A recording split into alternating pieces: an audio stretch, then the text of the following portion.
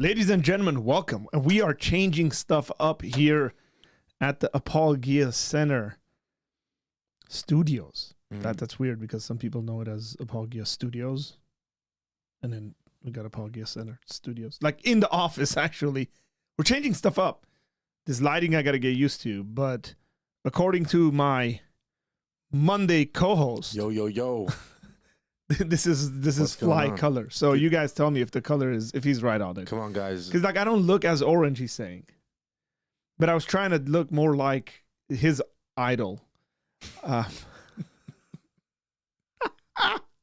was good. Who, Jesus Christ? Come on, man. You got to give me that one. That was good. The orange man, as he is known to some. Look, this is going to be a very interesting episode in my mind. Partly because, and you should hit the like button. Partly because I don't think you guys know Tom like the way you should. And he's going to be coming on, again, at the very least, once a week, at least on Mondays for the time being, until we can hire him. and then he'll be here like all the time. Right? Is that not a bad idea? Yeah. Not a bad idea. That's a great idea. It's the greatest idea. And so I wanted to kind of do a conversation with Tom about something that he's really good at. And he's been doing for a very long time. And it's something that is very important, should be very important in our lives. But there's a lot of conversations around it. Right? So, Tom, you've been leading worship for a very long time. That's right. How long have you been involved in worship ministry? I've been involved. I would say I shouldn't have been involved at that as young of an age as I was. Amen. I agree with this. But I've been involved with at least singing since I was very young, probably 10, 11. But as far as leading worship, probably from the time I was 14 years old in a youth group setting.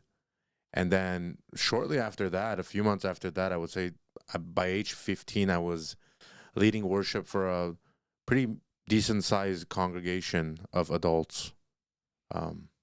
I won't name drop the church, but yes. So how'd you get into it? Man, I was always into it. Singing was a thing in my household. And so from when I was kind of growing up, we were doing that. My mom would always sing. My mom was on the worship team. And so when I came here, I was, you know how like when you're doing worship or when you're singing at a church, for those maybe watching who don't go to church, the kids are always like, like having conversations like mid-song. They're never paying attention. I was one of those kids that was like just laser focused on the worship, on the words, on the music.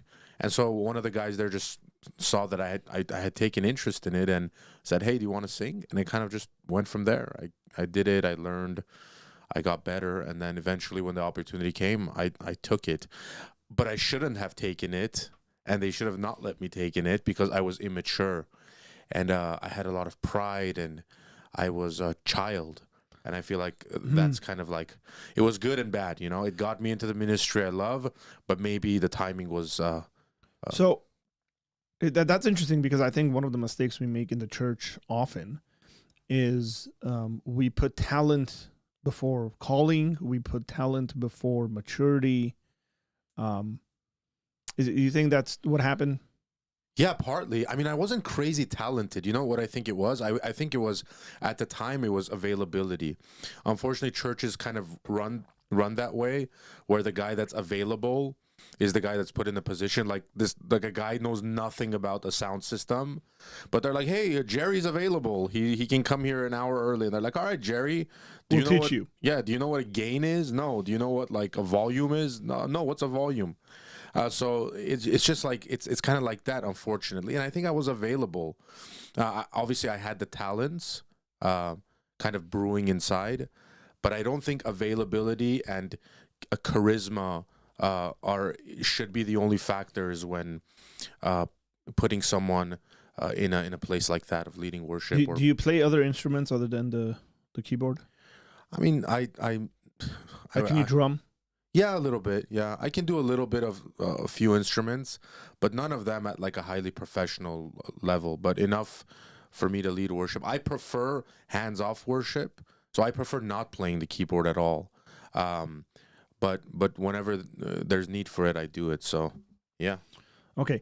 Um, tell us some kind of things that happen behind the scenes, because a lot of people don't know what it takes to kind of produce. I'm going to use that kind of language, but Not very Christian of you. yeah, it's still a production to a certain extent, right? Like you're still working at a presentation. That's right. For a Sunday. When I say produce, I don't mean it like fake or whatever like that. What goes into the behind the scenes work, which is what we've titled this? No, that which is what we were going to title it. Kind of all the work that's goes into, and then there's a couple of things I want to ask about. Worship leaders that are on staff, worship leaders that are volunteer leaders, like just like generally how churches work on this in different ways. Yeah, so there's a lot to it. I was telling our pastor, Pastor David, I was saying, man, it would be so nice if I could just wake up one morning and be like, I'm too tired for church today. I don't feel like it. Which is what a lot of people, like, not to throw shots out there, but a lot of people I talk to, even from our church, I'm like, hey, man, why weren't you there last week? Yeah, I got up and I was tired. I don't have that luxury. If I'm tired, there's no music. If Pastor David is tired, and you've done this with pastoring, if you're tired and you decide not to go, no one's preaching. So it takes a lot. I haven't done that where it's been left without preaching, by the way. That's the way it sounded you said it. No, I mean, like, if you were to get up in the morning, no, I know you haven't done it. But that would be really weird, right? Like everybody shows up. Everybody shows up, and like you just decided like you wanted to sleep in today. So yeah, man, it takes a lot. It takes a lot of effort and energy. I think it takes a lot of like maturity in your household, because sometimes you get up, especially with kids, it's so hectic trying to leave the house before anybody else is at church. And, I'm guilty of it. Sometimes I'll be a little snappy in the morning. Come on, guys. So that's just before getting to church. That's before the Starbucks coffee. And then after that, it's like coming in, setting up. A sound system is interesting. If people ask me, they're like, hey, why do you guys always touch the sound system after the pastor started speaking? Like, can't you just let it go? No, because systems heat up. A mixer heats up. A speaker heats up. As more people enter a room, the dynamics of the sound changes. So the same sound settings could not be feeding back, and then 30 minutes later 10 people in the back of the church leave, and now it's feeding back because there's some kind of echo. So it just takes a lot to just even prepare for worship or prepare for music and the preaching. A lot goes into it, a lot of help, obviously, and then there's the music, there's a technical aspect. And as you keep growing, when you're a small church, it's kind of easy. You just like take a guitar and a few people. As you grow, you're right, it's not that you want to do a production because for the sake of a production, but you want to sound skilled because people are coming there and trying to worship God, and you don't want to be like you don't want it to be more useless that you're doing music there live. Like, hey man, maybe if we put a YouTube video, it would sound better than this guy. Like, you don't want to do that because people are still trying to come there to listen to the music. So, well, there's an aspect of worship even in that. Yeah. And this is the stuff that people miss out on. So you and I have had a lot of conversations, I think, about this subject. What does it look like to serve the church, the people of God, in architecture, in art, in music, right? Like, those things matter in a very significant way. So let's just say, if you just show up unprepared, you haven't looked at the lyrics, and any one of those things, that it's not that you're just not prepared for the congregation, it's that you aren't honoring God by taking it serious enough, right? What happened here?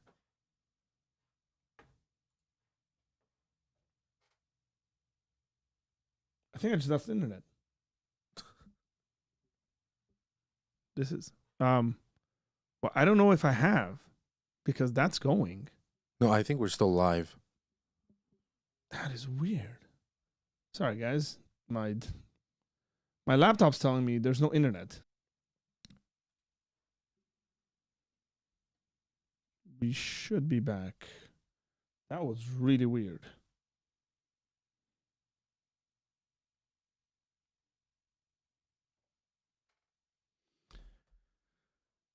Okay, we're back. So sorry guys, I don't know what happened there, but my laptop internet went out first, and then my computer internet went out, and then I reconnected. It just disconnected. It's the enemy. It's the devil. Stomping stuff. So yeah, we were talking about kind of the behind the scenes stuff. What does it look like when, I guess, like, everybody's got an opinion on a lot of these things, right? And what are, let me formulate this properly. What are the healthy boundaries to taking on the criticism that might come, or the comments that might come, or the like, good job, you were like amazing up there, and like even the difficulty of that becoming about you, Yeah. rather than Jesus, because it's very obvious that generally in evangelicalism, like, I think worship leaders are more like celebrity status people than pastors. Yeah. You'll have churches where the pastor's unknown, but the worship leader is like a big deal. Yeah, I don't think. Yeah, you're right, and I don't think either should be. There was this guy that I met at the camp men's retreat I went to that was speaking to me, and he was saying something like, I don't want to be known as, are you part of Arthur's church, or do you go to Arthur's church? Like, assuming Arthur's the pastor, like, do you go to Pastor Arthur's church, or do you go to Pastor whatever MacArthur's church? It, like, the church shouldn't be known for like a singular person or a singular thing. Certain churches are known for their preaching, and certain churches are known for their worship. And I think that's wrong. I think a church should be known as a community that comes together to worship God, and it has different aspects to it, and all of those things are working together to bring this moment of worship. Whether it's, the music, whether it's the preaching, whether it's the service, whether it's the children's ministry, whether it's any of that kind of stuff, those should all be coming together. The church should be known for a bunch of things all put together, not just like, oh man, that church has really good music. They sound really good. Yeah, so. Yeah, so like, but what does it look like? Like, okay, you got into this stuff when you were like 15, 16 years old. Yeah. Okay, so what does it look like when you're, as a 15, 16-year-old kind of immature guy? And I knew you as 15, 16. I can validate. Was I really immature? Were you really immature? Yeah. Well, you were a 15, 16-year-old. Yeah, that's right. Like, the maturity was of a 15, 16-year-old.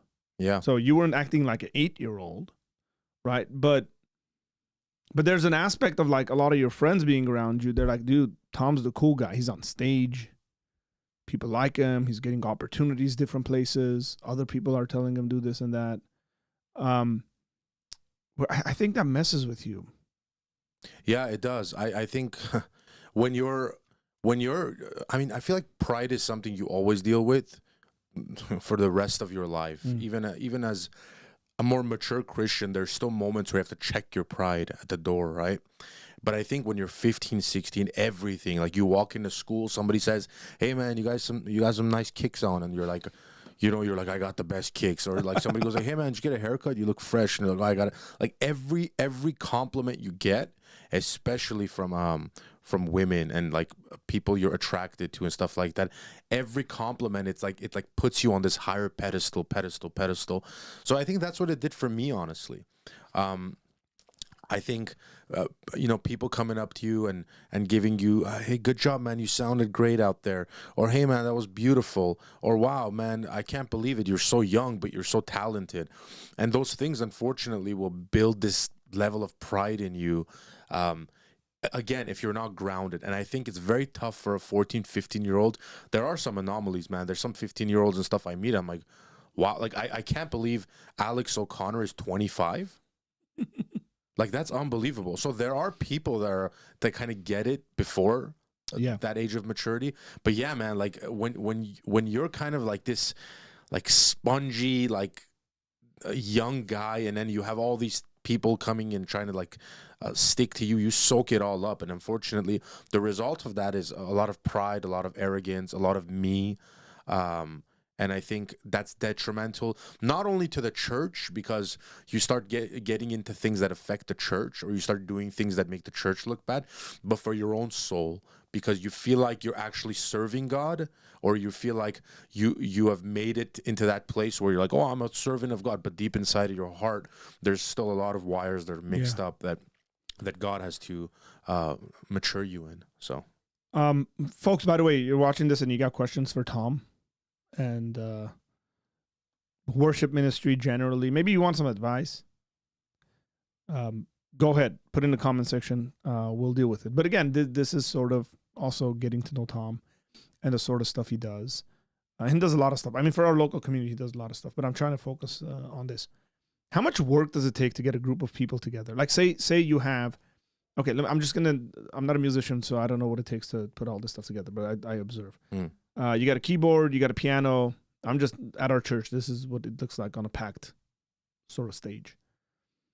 Keyboard, piano, bass, guitar, drums. Yeah.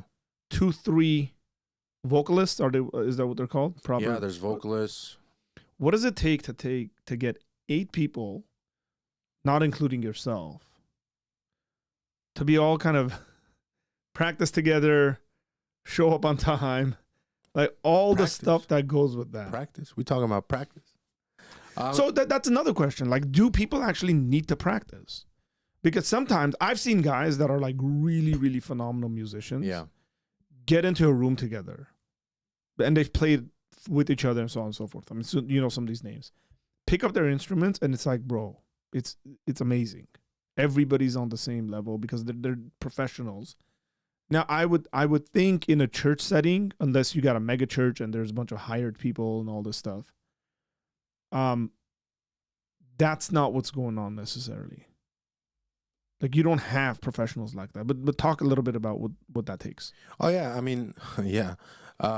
So there are instances where you can get together, especially if you've had a lack of practice or whatever, and you can get together and everyone's just like meshing, it's happening, it's working out. Definitely there are those moments, but it's a lie for people to think that preparation isn't necessary for any field. I mean, it's like if LeBron James and like Kobe Bryant and Michael Jordan are at that elite level of what they do, or Messi or whatever, for all of Arthur's soccer fans, and they still put in the time, they still put in the effort. It's kind of like immature of us as a church to be like, you know what, we trust in the Holy Spirit, so we're not going to put any kind of effort into, you know, preparing our music, preparing our sound equipment, preparing our sermons, because, you know, we're being led by God. I think that's a lie. So yeah, man, it takes a lot, and especially when it comes to church ministry, you got a lot of people sacrificing their time, and it is a sacrifice. People work on the weekdays, people have jobs, people have lives, people have families, and I mean, for me, it's a passion. I love it, and I know there's others that do, but sometimes some people you gotta nudge, you know, like you gotta say, hey man, your church needs you. Like, you are always available for your work, for those kind of stuff, but your church, the body of Christ, needs you. So there are some people you got to nudge sometimes and really like have them see the importance of what we do as a church ministry. But I mean, there are people that are wonderful and available, and it's a mix of people. But I will say, getting like 15 people to accept a service, that's the app we use. It's called Services Planning Center. Getting them to accept it together and be there on Sunday, man, that is like that can be a drag, especially for a worship leader, because you're always reaching out like, hey, this, that. So you're like a nagging one. Ivan says something very interesting. He said, not sure it's negative using the people who are available. I don't think that's what Tom used it as, by the way, that it's negative or not. But he said, I was the available guy during COVID. I learned vMix, cameras, lighting, live streaming. There should be a senior pastor mentoring them, though.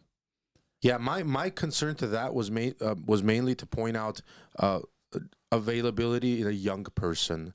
Like just because a young person, a mature person, is like, oh, I'm ready to everything, doesn't mean you should put them in those positions. Yeah, because the time aspect of it's very interesting. Also, young people are sort of like sponges. They learn quickly. Yeah.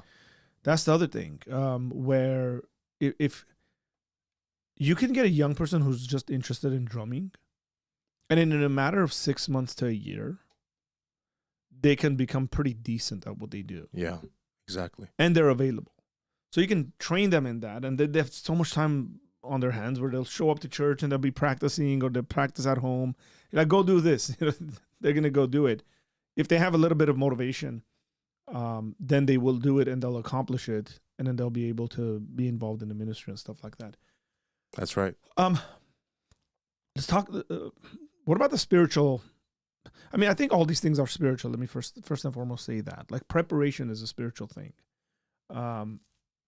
But here's what I mean by spiritual. Prayer, reading, like going through songs and seeing if a song is biblical or not. Like, theologically, there's a lot of theologically suspect worship music out there. Yeah. Like, a lot. What does that look like? Where maybe even like someone coming in and saying, Tom, we should sing this song. And then you're like, oh man, that's heretical or something. Yeah. So that's a lot of what we battle with nowadays. I feel like people in the past didn't have those issues. But yeah, it's crazy because I feel like a lot of people have opinions on this stuff constantly.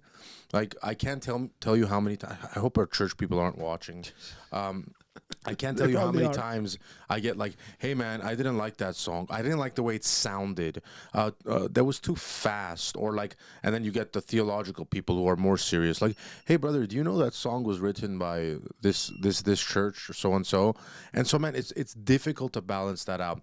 I like the comment MacArthur made on the spiritual side of these things, which was basically like, you know, like if there's a good song and it's theologically accurate, like use it, and just ignore the ones that aren't. And then it was sort of like, and then like the counter to that, which kind of makes sense too, is like when we do use music from churches who are theologically off, are we promoting them? Like, is there a sense of like, if I'm using a song from a church, I don't want to name them, but that I don't think is completely there theologically, am I actually like pointing people to that church? And that's the tough part. Man, that was crazy because you did a song a number of months ago. Where you're talking about how the song is, oh man, I forget, because it's a song I like as well. Where you talked about how the guy who wrote the song like walked away from the Lord. Yeah, it was Prone to Wonder, Lord, I Feel It. So that's one of my favorite songs, and I had no idea about the background. Yeah, it's called "Come song. Thou Fount." Yeah, "Come Thou Fount of Every Blessing." And so the guy who wrote that ended up leaving the faith, we could say. That's right. So theologically, however you want to deal with that. So okay, let's bring that up. Like, let's live speak about the theology behind that. This is probably going to make everyone uncomfortable. So, say you're Reformed, you're Calvinist in your theology. Yeah. Right.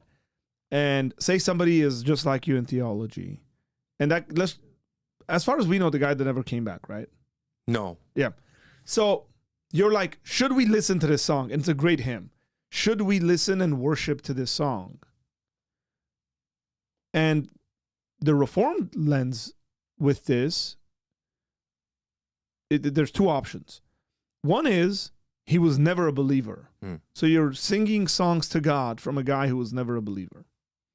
One is he was, and God saved him, kind of more of a towards a free grace kind of position or something like that. Like, regardless of what he did, he's saved. Yeah. But most people, from my understanding, don't tend to be on the free grace sort of side of things. And it's like, should we worship to this song that is written by an unbeliever? And then Yeah. the other side is, just to make things a bit more complicated, more on, say, my side of the aisle, is individuals saying, well, this guy walked away from the Lord and he was unrepentant. And like, what does that look like? Are we, like in the modern sense, like, are we promoting him or like being okay with that? Like both of these theologies might have issues there. Yeah, I've heard a lot of, like debate on both sides. I've even heard like the reason we can sing some of the songs from people who are either walked away or were never saved 200-300 years ago is because it's so long ago, where like nobody's realistically going and searching like who wrote "Come Thou Fount of Every Blessing" and what was his theological positions on, or like what happened. Like people don't check. Whereas if I'm singing a song from a church that currently exists in, like, let's say Los Angeles, and some kid is listening to the song and they click on this music and they see the church and then they get exposed to the doctrine and the theology of that church, could I be doing damage to that person's soul in the long run? Or could I be providing more clout for, I shouldn't say clout because it would kind of be the opposite, would I be providing more content views for a church that shouldn't be receiving them in my point of view? Yeah. So it's tough, man. And my view is, even as I would say, even as a Calvinist and a non-Calvinist, since I really don't know what you are, I think the response should be the same, man. Like, God will use even the worst of people, or people that are inconsistent, whatever they are, either inconsistent, flop back and forth, to do his will. And if his will is to use someone super talented at the moment to write an unbelievable song that's multi-generational and timeless, and that song has been sang through church, recent church history for 300 years or whatever, like, who am I to be like, oh man, that guy walked away or something like that. I can't use his music. So this is interesting because I think we get this in the Bible. Okay. And what we really get in the Bible is specifically Solomon. Mm-hmm. So however people kind of line it up in their theology, Solomon's a mess. He could have repented at the end of his life, depending if you think he actually wrote Ecclesiastes or not. Quite a bit of people think he did not write Ecclesiastes. As a matter of fact, some of the best scholars on the book of Ecclesiastes don't think Solomon wrote Ecclesiastes. They think it's his words, but that doesn't mean he wrote it. And maybe there's another guy involved there. There could be 3 individuals involved, let's just say, in Ecclesiastes. And by that, I mean this. Let me just, because people might get confused. Could be that Solomon, and he's the influence on it, that there's a compiler, and then there's kind of a made-up character in the story of Ecclesiastes. But the compiler is making up the character. That's like, sort of like Solomon. Yeah. Right. So regardless, it's like God used this guy who was extremely complicated, very complicated as an individual, to write wisdom for us. And can we learn many things from him? And who knows what happened at the end of his life? Frankly, I don't know what happened at the end of Solomon's life. I think it's kind of a, I don't know, hopeful thing that we try to do as Christians, where we go, no, he must have come back to the Lord or something like that. Yeah, there's no way this guy could have. Yeah, I think, the way I see it, Art, is I think we reap the benefits of people who have either by willingness or by force been faithful to God's will in somehow. So like, you shouldn't just look at it with music, right? There's been leaders in the past, there's been politicians that have somehow, in some way, shape, or form, provided support for Christianity, or turned away from their idols and believed in Yahweh and all these kind of things, and the people of God have moved forward or been able to advance in what they're doing. And so it's like, did that person forever commit to God just because he like obeyed his will at that point? I don't know. But it's like, if you don't throw away historic things that happened that allowed Christianity to advance, why would I throw away a song? Like, I see it in the same way. Like, there are things that people produce that God uses, and especially when they're talking about God himself, that God will use and people will be edified by that. And it just seems like so like I'm a holier than thou kind of person for me to be like, hey, you know what I mean? Like, I don't know this guy from 400 years ago, his theological view sounded off to me. Yeah. So I'm just going to trash the work he did for the rest of human history. Because, Yeah, which people just don't like. Charles Wesley is John Wesley's brother, and he Mm-hmm. wrote a number of hymns, and people across all theological spectrums love the music that is written. So would you say, you know, we should focus on content first and foremost, but without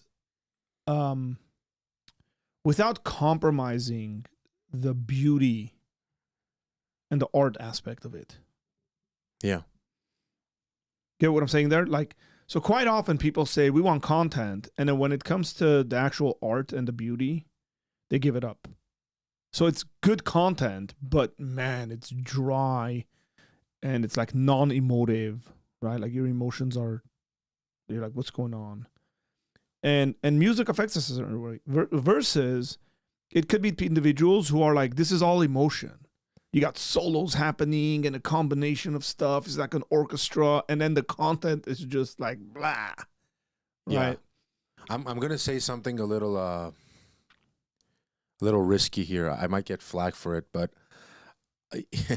like somebody was talking to me, a real person. I'm not like doing the Middle Eastern. Like somebody came up to me and said, and then there was no somebody, or they say the vaccines are causing a seventh or sixth toe to come out. And you're like, who's they? Like, who's the they? I want to meet them.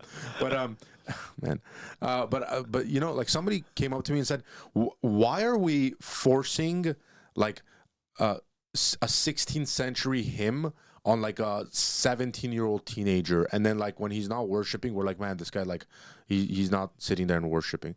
And like, look, he doesn't love Jesus. Yeah, look, I get it. Like, I'm the kind of guy when I hear a hymn, you know, written by Martin Luther or something like that, or anybody, and I'm just like, wow, the words are rich, it's powerful.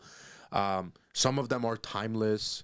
You know, like even a song not that old, but like Amazing Grace, that's loved by everybody, right? It's a beautiful song. But like, it's okay, guys. Like, it's fine to be like, why are all these children listening to Justin Bieber and Ed Sheeran? You know what I mean? Like, why aren't they listening to like Albert, you know, like Willencock from like 1500? It's because you sound like I couldn't make up a random like white person's last name. Bro, white meat. White hearse. White meat. Because, Dr. White Meat. Yeah, because that's not where the culture is, man. Because like the music in itself, like music within itself innately is not evil or good. Like music is just a bunch of instruments. It's a bunch of like objects that you're kind of clanging on, or in the modern times we have like you know, electric stuff. Yeah, what about the organ, bro? We need the organ in the church. Like, so you can't, like, if the world is taking music, I'm not saying like screamo music, ah, Jesus, I'm not saying stuff like that, but if you see like the world is like, or the cultural context of music right now is whatever, like rap was a good example. Like, I remember growing up, like so many people in my church would say something like, why is there Christian rap? Like, why do you want to be like the world? As if like the world owns rap. It's like, are you or music? Yeah, or music. Like, are you like that with anything else? Like, oh, why are you using a MRI machine? You know, the guy that found it was like a crackhead. Like, no, it's like, I don't know. I'm using an MRI machine because I need to use an MRI machine. Like, so. Yeah. I don't know where I was going with this. Or why are you using a computer? Yeah, because, or anything. Yeah, like, or wear a suit. So, okay, so let me finish my point. It was about the rap. Yeah, like nobody owns a rap. Like it's like a form of music. Like there's no like guy that copyrighted rap, and he's like, whoever does this is like a Satan worshiper. You know what I mean? Or has to wear like baggy pants. Like, so that was a good example. Like, Christian rap was good and it was theologically solid, good, man. Especially like The cross movement, baby. yeah, I would say from like 2005, 2000, maybe even 2002, 2003, from when I remember, all the way to like 2015, 2014, even. Like, there was some solid theological stuff in rap, but like people were fearing rap. It's like, hey man, if some guy's coming and rapping about like the Trinity, and all these kids are listening and they're like, man, I'm learning about the Trinity, I'm learning about what justification is, sanctification is, and all this kind of stuff. And then like you're talking about like a 14th century songs that's like the lilies and the flowers blossom and the I don't know, like the carriage, like, and you're like, the guy's not understanding it. I'd much rather someone be able to worship the Lord. Like I said, we all know the red line, man. I'm not saying like you go and do crazy stuff, but if something is leading people to Jesus and is edifying their hearts and their souls, and it's not out there or crazy, why not, man? Yeah, I mean, there's so much that goes into this. Like, culture is a part of this.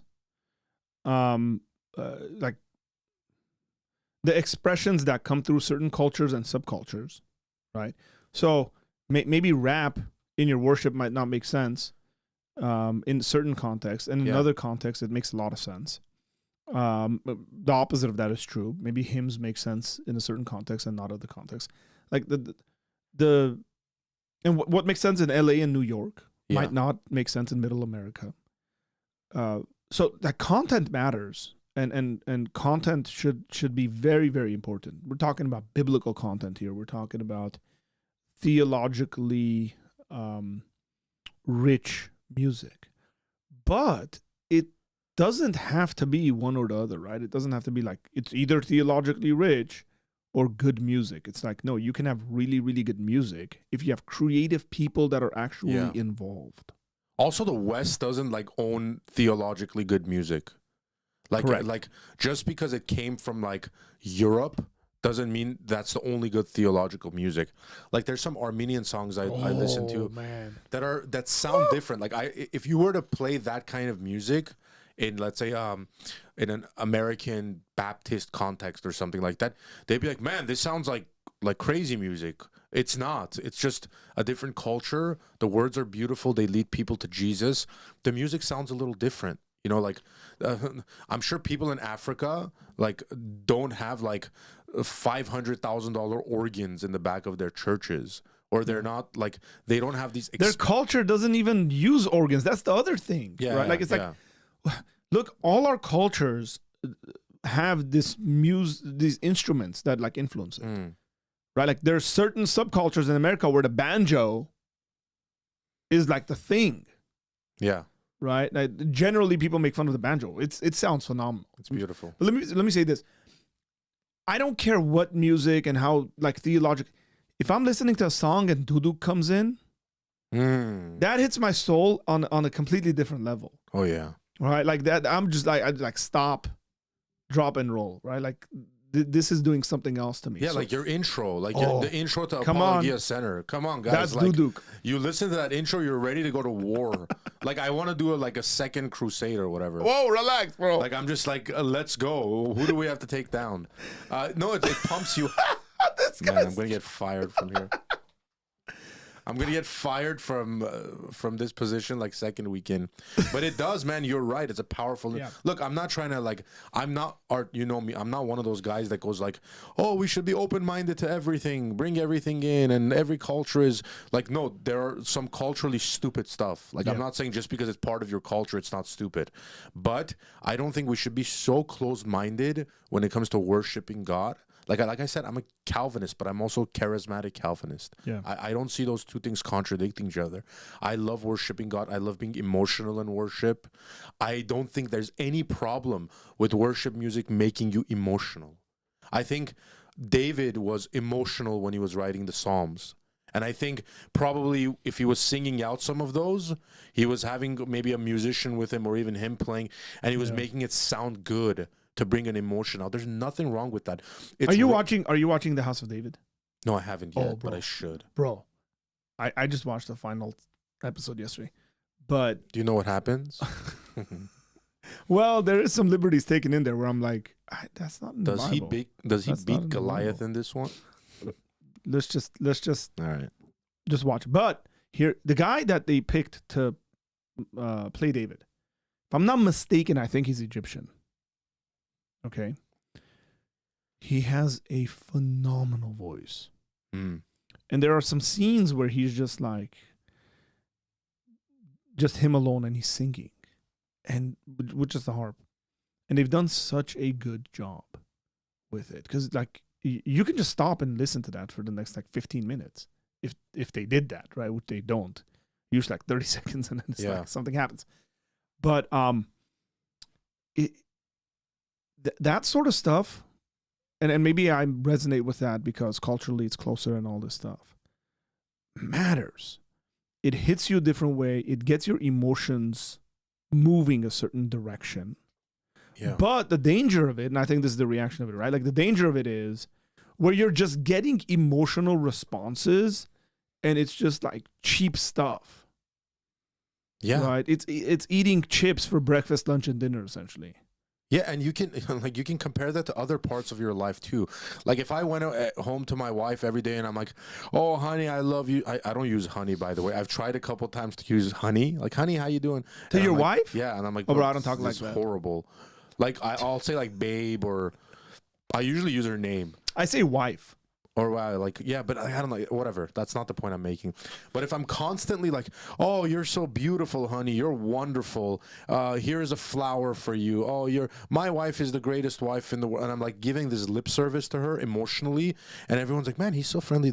But then like, I'm not taking care of my household. I'm not helping raise my children. I'm not doing acts of service. I'm just giving lip service to my wife and to my family.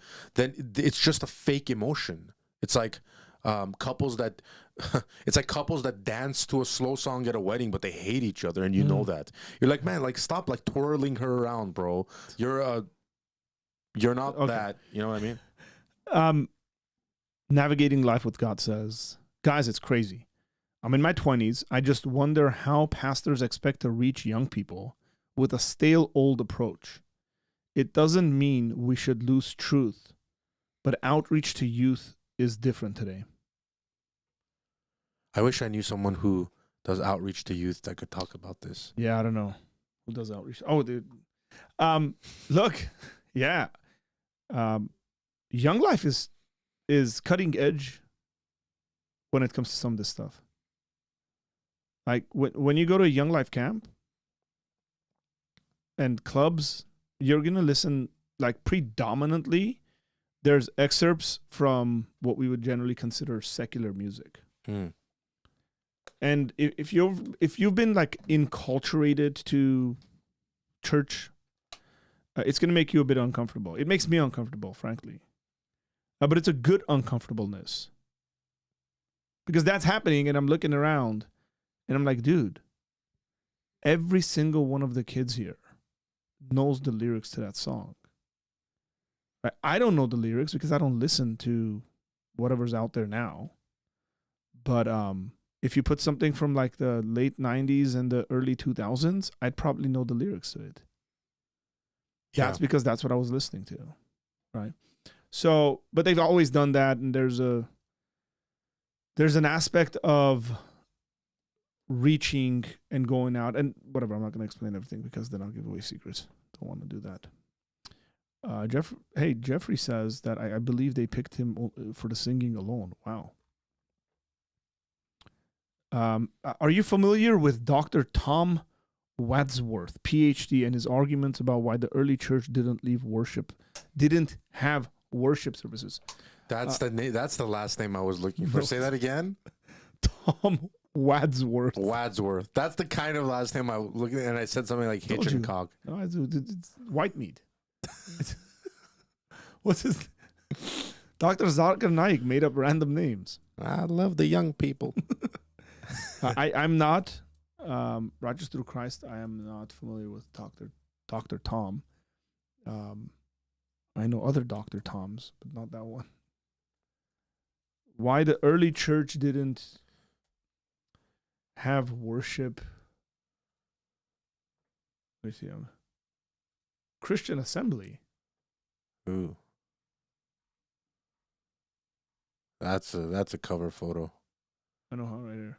Dr. Wadsworth.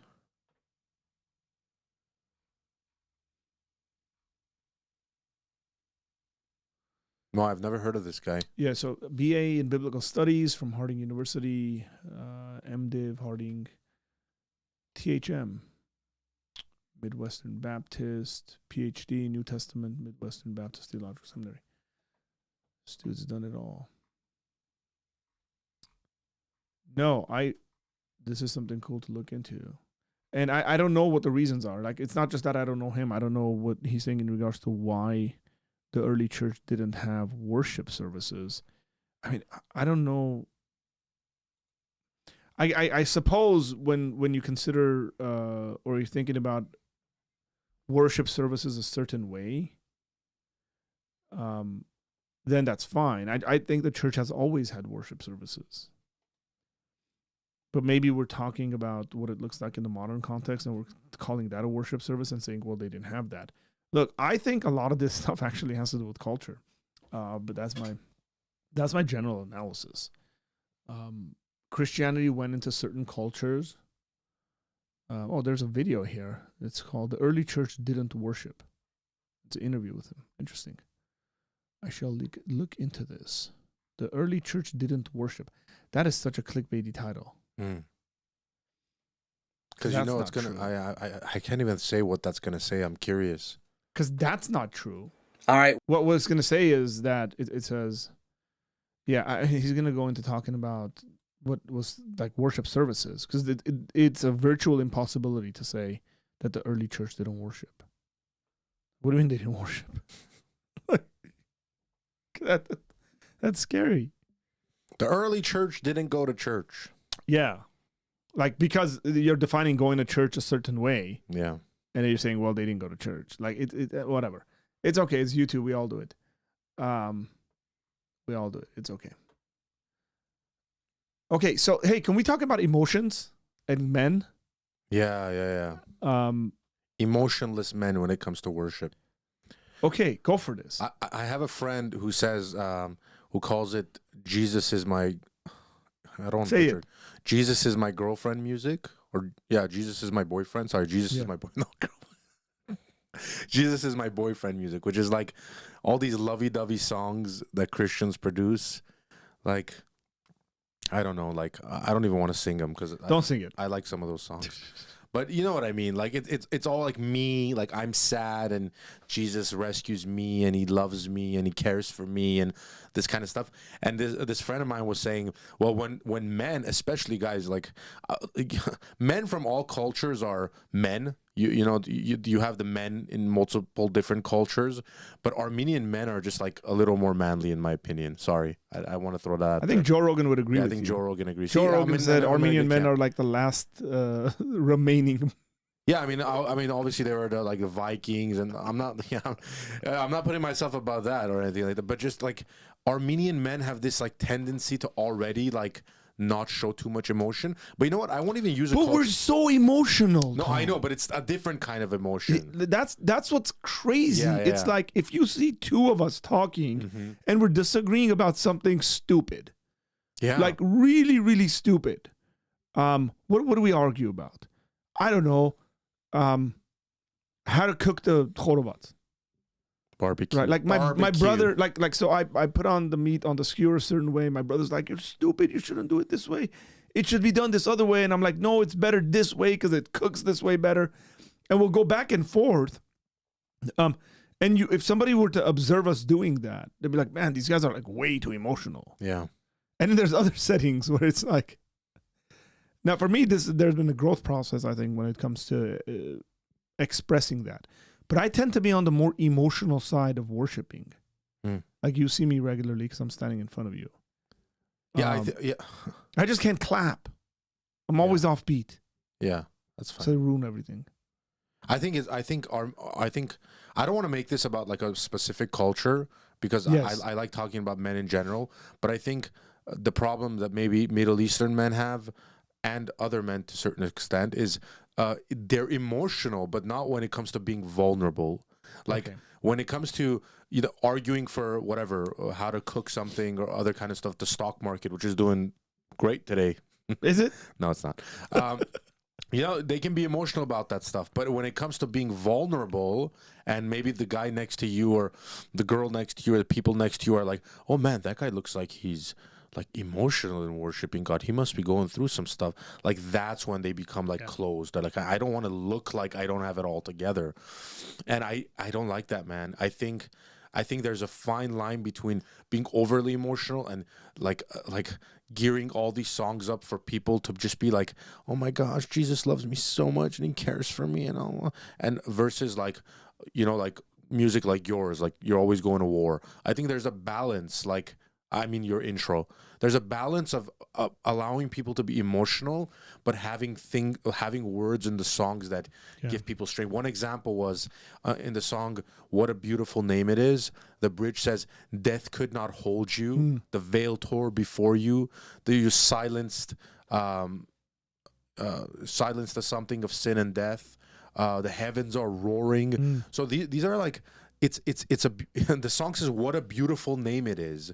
It's talking about the beauty of Jesus's name, and that, but it's also talking about like death could not hold you. Like you were so powerful that you overcame death, and you're this like thunder coming from heaven and tearing the veil, and so like when men listen to this song, somebody was telling me this, they resonate with it because they feel like there's a sense of manliness in the things we're singing. So I think there's a fine line when it comes to Christian music to allow people to be emotional and vulnerable, but to also give men, especially, this meat they can go after. Like, man, like, you know what I mean? Like, this stuff is heavy. Yeah, and I'm part of this. I remember watching an interview with Matt Redman. Matt Redman's a worship leader. He's phenomenal in my opinion. But Matt Redman was talking about how we need to write more worship music that is for kind of the manly men type. There's a number of comments here that I think are very interesting. I'm going to throw out there.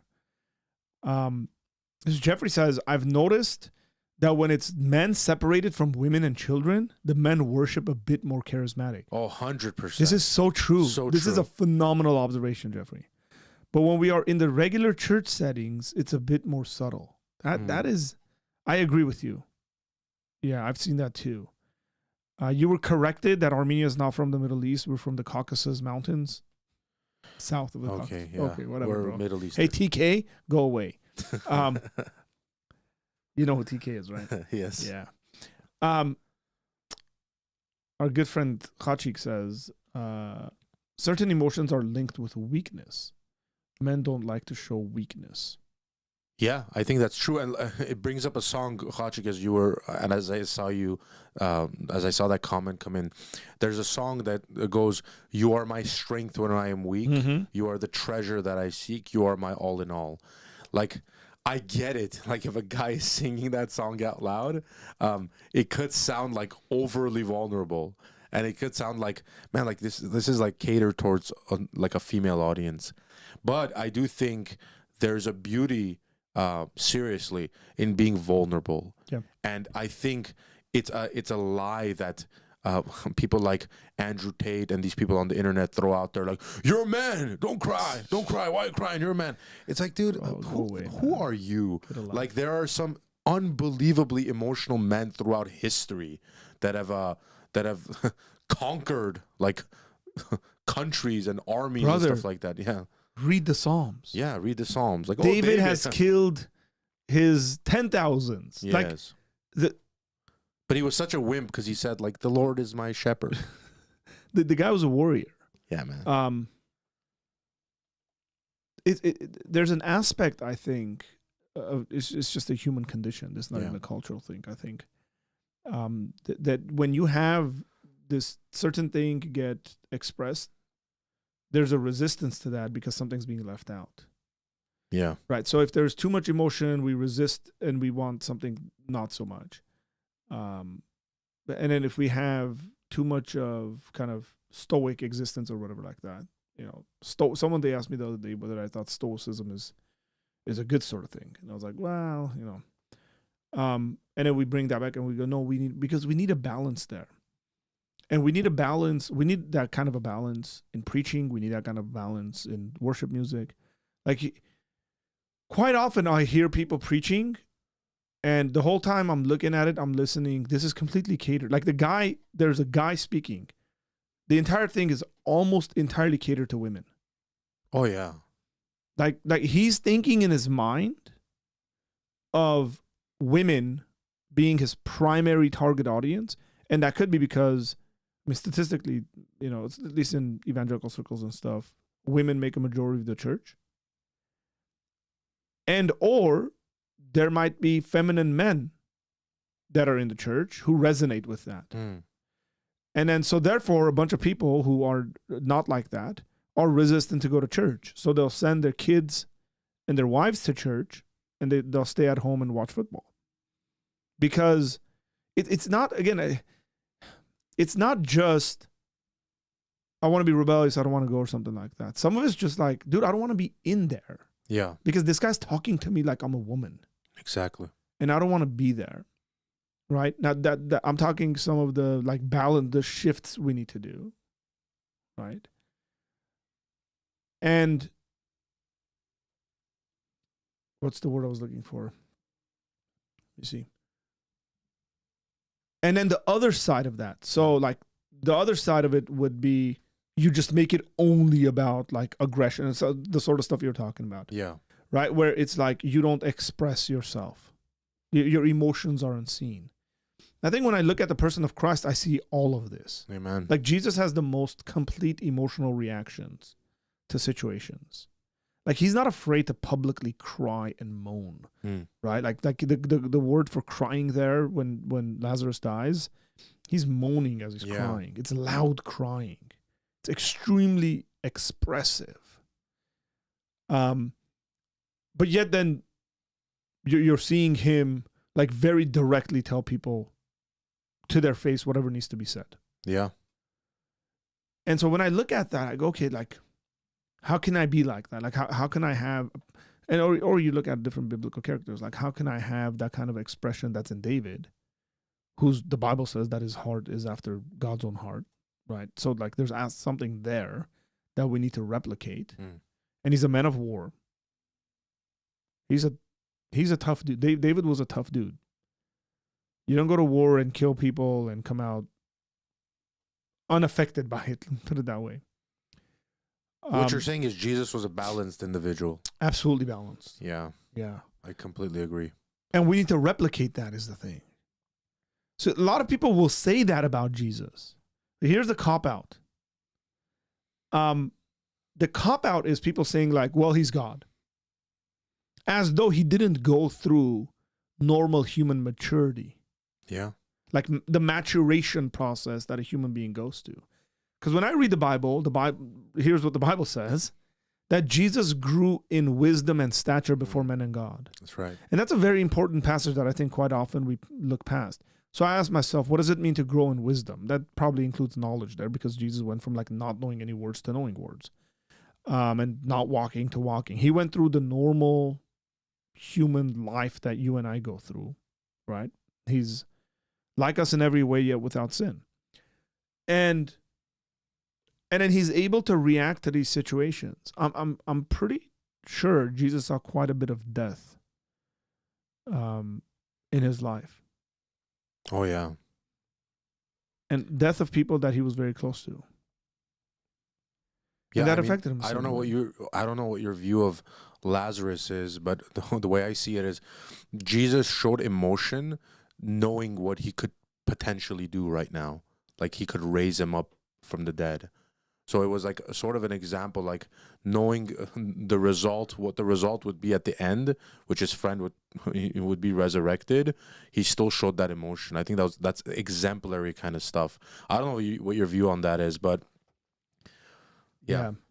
I think there's a lot of stuff going in there. I think Jesus is generally, the crying is not just like Lazarus died. Yeah. I think there's a lot more going on with Jesus and his emotional reaction there. For example, the pain that everybody else is feeling in that situation. I'm pretty sure Jesus is thinking about how death was never intended to happen. Yeah. Right. Even if I just take that and say he knows he's going to bring Lazarus back from the dead, but he's extremely emotional over the way his sisters and everybody there is feeling. I'm sure some of the disciples as well. Like, it's not said, but I mean, these guys would have been close to Lazarus. How would they have been reacting? And how does that affect you? Like, I don't know if you've ever experienced this, but there's been situations where I've shown up to, like, say, a funeral, and I didn't really know the person very well. But from how people were reacting to it, I got emotional over that. And again, I wasn't very close to the person who passed away. But because I'm seeing people sad, for sure, that's making me sad. Right. And again, these are healthy sort of things that guys should have. And so what do you think would be a solution? Like, in regards to men that tend to be a bit more stoic when it comes to showing public emotion in front of people as they're praising God. Yeah, so I'll say, like, so there's obviously, like, different kinds of worship. There's singing, scripture, the sermon, there's acts of service, there's silence, there's giving, there's obedience. There's all these kinds of ways that you can worship God, obviously. But I think the way I try to, at least in my circle, it's so funny that you said that, Art. Today I pulled aside some of the kids at the school that I do chapel at. I pulled a certain grade. Some of our kids were included in that grade too. And I pulled them aside and I said, hey, you guys are really, really distracting when it comes to worship. And it's all the guys, it's all the young boys. The women are in the front, they're singing, they're emotional, they're even like making up dances like I love Jesus, and they're doing all these kind of stuff with their hands. And the guys are fooling around, pushing each other, like acting a fool. And I pulled them aside and I said, do you know why we worship God? I said, because he's worthy of it. Because he's worthy. And if someone has worth, if someone has value, then you could spare this 10 minutes that just passed by in order to give him that what he's worthy of. I said, like, why are you talking to your friends, right? Because they're worthy of your time. But like, you love doing that, but you're impeding on God's time right now. This is a time we're trying to offer to God. And it was so interesting, even seeing that dynamic. And I did something a little messed up, but I don't regret it. I told the guys, I said, turn around and look at the girls in your class. And they did. It was just that grade. And I said, watch the way they worship God and worship the same. Because they were so exemplary. I said, you guys are like pushing each other and you guys are fooling around. Why? You know, like I even saw it in that age. So I would say, like, this is the way I would say it. If I'm talking to men, let's say adults, I would say, one, God is worthy of it. Like, he's worthy of your worship. That in itself should bring a kind of like seriousness to it. I wrote some of this down while you were talking. Two, don't move on. Don't move on from to two, because God is worthy of not just the words we say. God is worthy of the posture we take. Exactly. I mean, physically. Are you standing up? Are you sitting down? X, Y, and Z. And you can do any one of those things if your heart is right with it. Like, you can be sitting down reflectively and praising and worshiping God, and it's completely fine. But at certain times, if you're sitting down and kind of reclining, then it's not. Even though both times you're sitting down. Or you can be standing up and there's actually the heart of standing up. You want to stand before the presence of God versus you're standing up because everybody else is standing up. You're not even aware of it, right? Yeah. So there's those things. And then your emotions actually showing also shows there's a worthiness. Yeah. Like, you're telling God, we'll sing songs and we'll say, I give you all of me. Yeah. Are we really? Like, what does that look like? Yeah, like while barely moving your lips. Yeah, or like not feeling anything. That's you're just right. saying stuff. So you're not giving all of you to God. Right? So these things, I think, are, they kind of go to the heart of it. They show kind of what's really going on. Yeah. And so think about God's worthiness and what that means to give to God as, like, I'm expressing emotion right now because God deserves for me to express my emotions. Because those same guys will be sitting in front of a TV screen, as I do. Shoot the ball. Yeah, going crazy and goal goes in and you're That's like, come on, yes. Why? Well, you can say the occasion requires that kind of a response. Yeah. It's celebration and excitement and stuff like that. Look, so does the occasion in church have that kind of a response? Yeah, and also like we do things in our lives that sometimes even put us out of our general comfort zone because someone is worthy. And we all have different examples, and they're not all the same. They're culturally different. But like, I remember, like growing up, I was sometimes rightly so, sometimes wrong. But like, hey man, you're like you talk too down on women. You have chauvinist personality and stuff like that. And some of it was true, like I said. But like, I personally, like when I was proposing to my wife, like I got on one knee and I proposed. And some people don't do that, and that's fine. It's culturally different in certain areas. It's not like a thing that you have to do. But I did it because I knew my wife would appreciate it and she was worthy of it. I was like, I found a woman that's so good to me that I would be willing to, let's say, go out of my comfort zone for a second to do something that like gives her joy or makes her feel more special. Or buying flowers. That was something like I never thought about. And then I remember one time I bought her flowers and she's like, I really like it when there's flowers in the house. So I started doing it. Like I went out of my comfort zone because the person was worthy of it, right? I mean, how much greater in this? I put something down from Revelation here. It says, worthy are you, our Lord and God, to receive glory and honor and power. Yeah. For you created all things, and by your will they existed and were created. Like you're worshiping the creator of all things. Like who am I, some measly dot in this giant thing God has orchestrated, to be like, oh, you know what? I don't like raising my hand for a second, or I don't like the person next to me thinking that I'm being emotional, or so that's what I would. Yeah. That's the first thing I would say. Before God you is move worthy. on to two, Ivan says something. I think this is true. He said, if we look at the message preached in many churches on Mother's Day versus Father's Day, in my experience, it's typically calling out men for Father's Day and praising women for Mother's Day. That's right, and that's wrong too. I hate that kind of stuff. Yeah, I can't stand that stuff. Like, don't ask my wife about me. Hey, it's like, no, dude. Bro, like, I would calm walk down. out. Yeah. I would absolutely walk out because I know the kind of father I am. Yeah. Right. I know that if somebody is like just like preaching at me and telling me how lousy I am and stuff like that, I'm just like, I'm out. Or we're just stupid. Yeah. You know? Like unless there's a reason for it, unless there is a reason, say you're observing in your community that, men generally are failing and you want to address that, that's fine. Yeah. But I agree with you. It's because it's not like mothers aren't failing their children. Yeah, of course. Quite a bit of mothers are failing their children. But I agree with it. This is a good observation. Luke 7, 2 people owed money to a certain moneylender. One owed him 500 denarii and the other one 50 denarii. Neither of them had the money to pay him back. So he forgave the debts. And now which of them will love him more? Aaron says, how much of this do you take into the role of worship? All of it. Yeah. All of it. Absolutely all of it. Like, again, like God has forgiven, some of us, God's forgiven a lot more than others. And we ought to be responding to that. Now, that doesn't necessarily mean we're talking about corporate worship here generally, by the way. That's been at least the setting we've been talking about this. That doesn't always mean that I'm aware of that. And maybe sometimes I'm not aware of that. And so you see a difference, right? And so I would say, but you should have the intent of, like, the God who's forgiven me of all this stuff, seriously doesn't deserve me being emotive in this state. Like, how emotional would I be? Let me just give you a very plain example. And we've seen examples of this. That's partly why I'm bringing it up. People who are sitting in front of a judge for various crimes, and they're looking at whatever, 20, 30, 40 years in jail or something like that. And then the charges are dropped.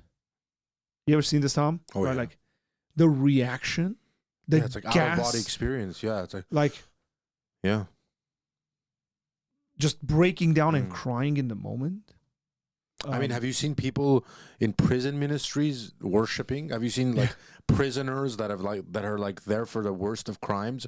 When a worship team comes in there with music or pastors, they're raising their hands. They're, like just some of them are on their knees worshiping. Like these are like gangsters. Like these are people that have killed people, hardened criminals. Yeah. They've done some crazy stuff. They're probably they're going through the sanctification process. A lot of them. They might walk out of that worship service and still like, punch someone in the face. I don't know. But you see this level of emotion because they really understand what forgiveness seems like.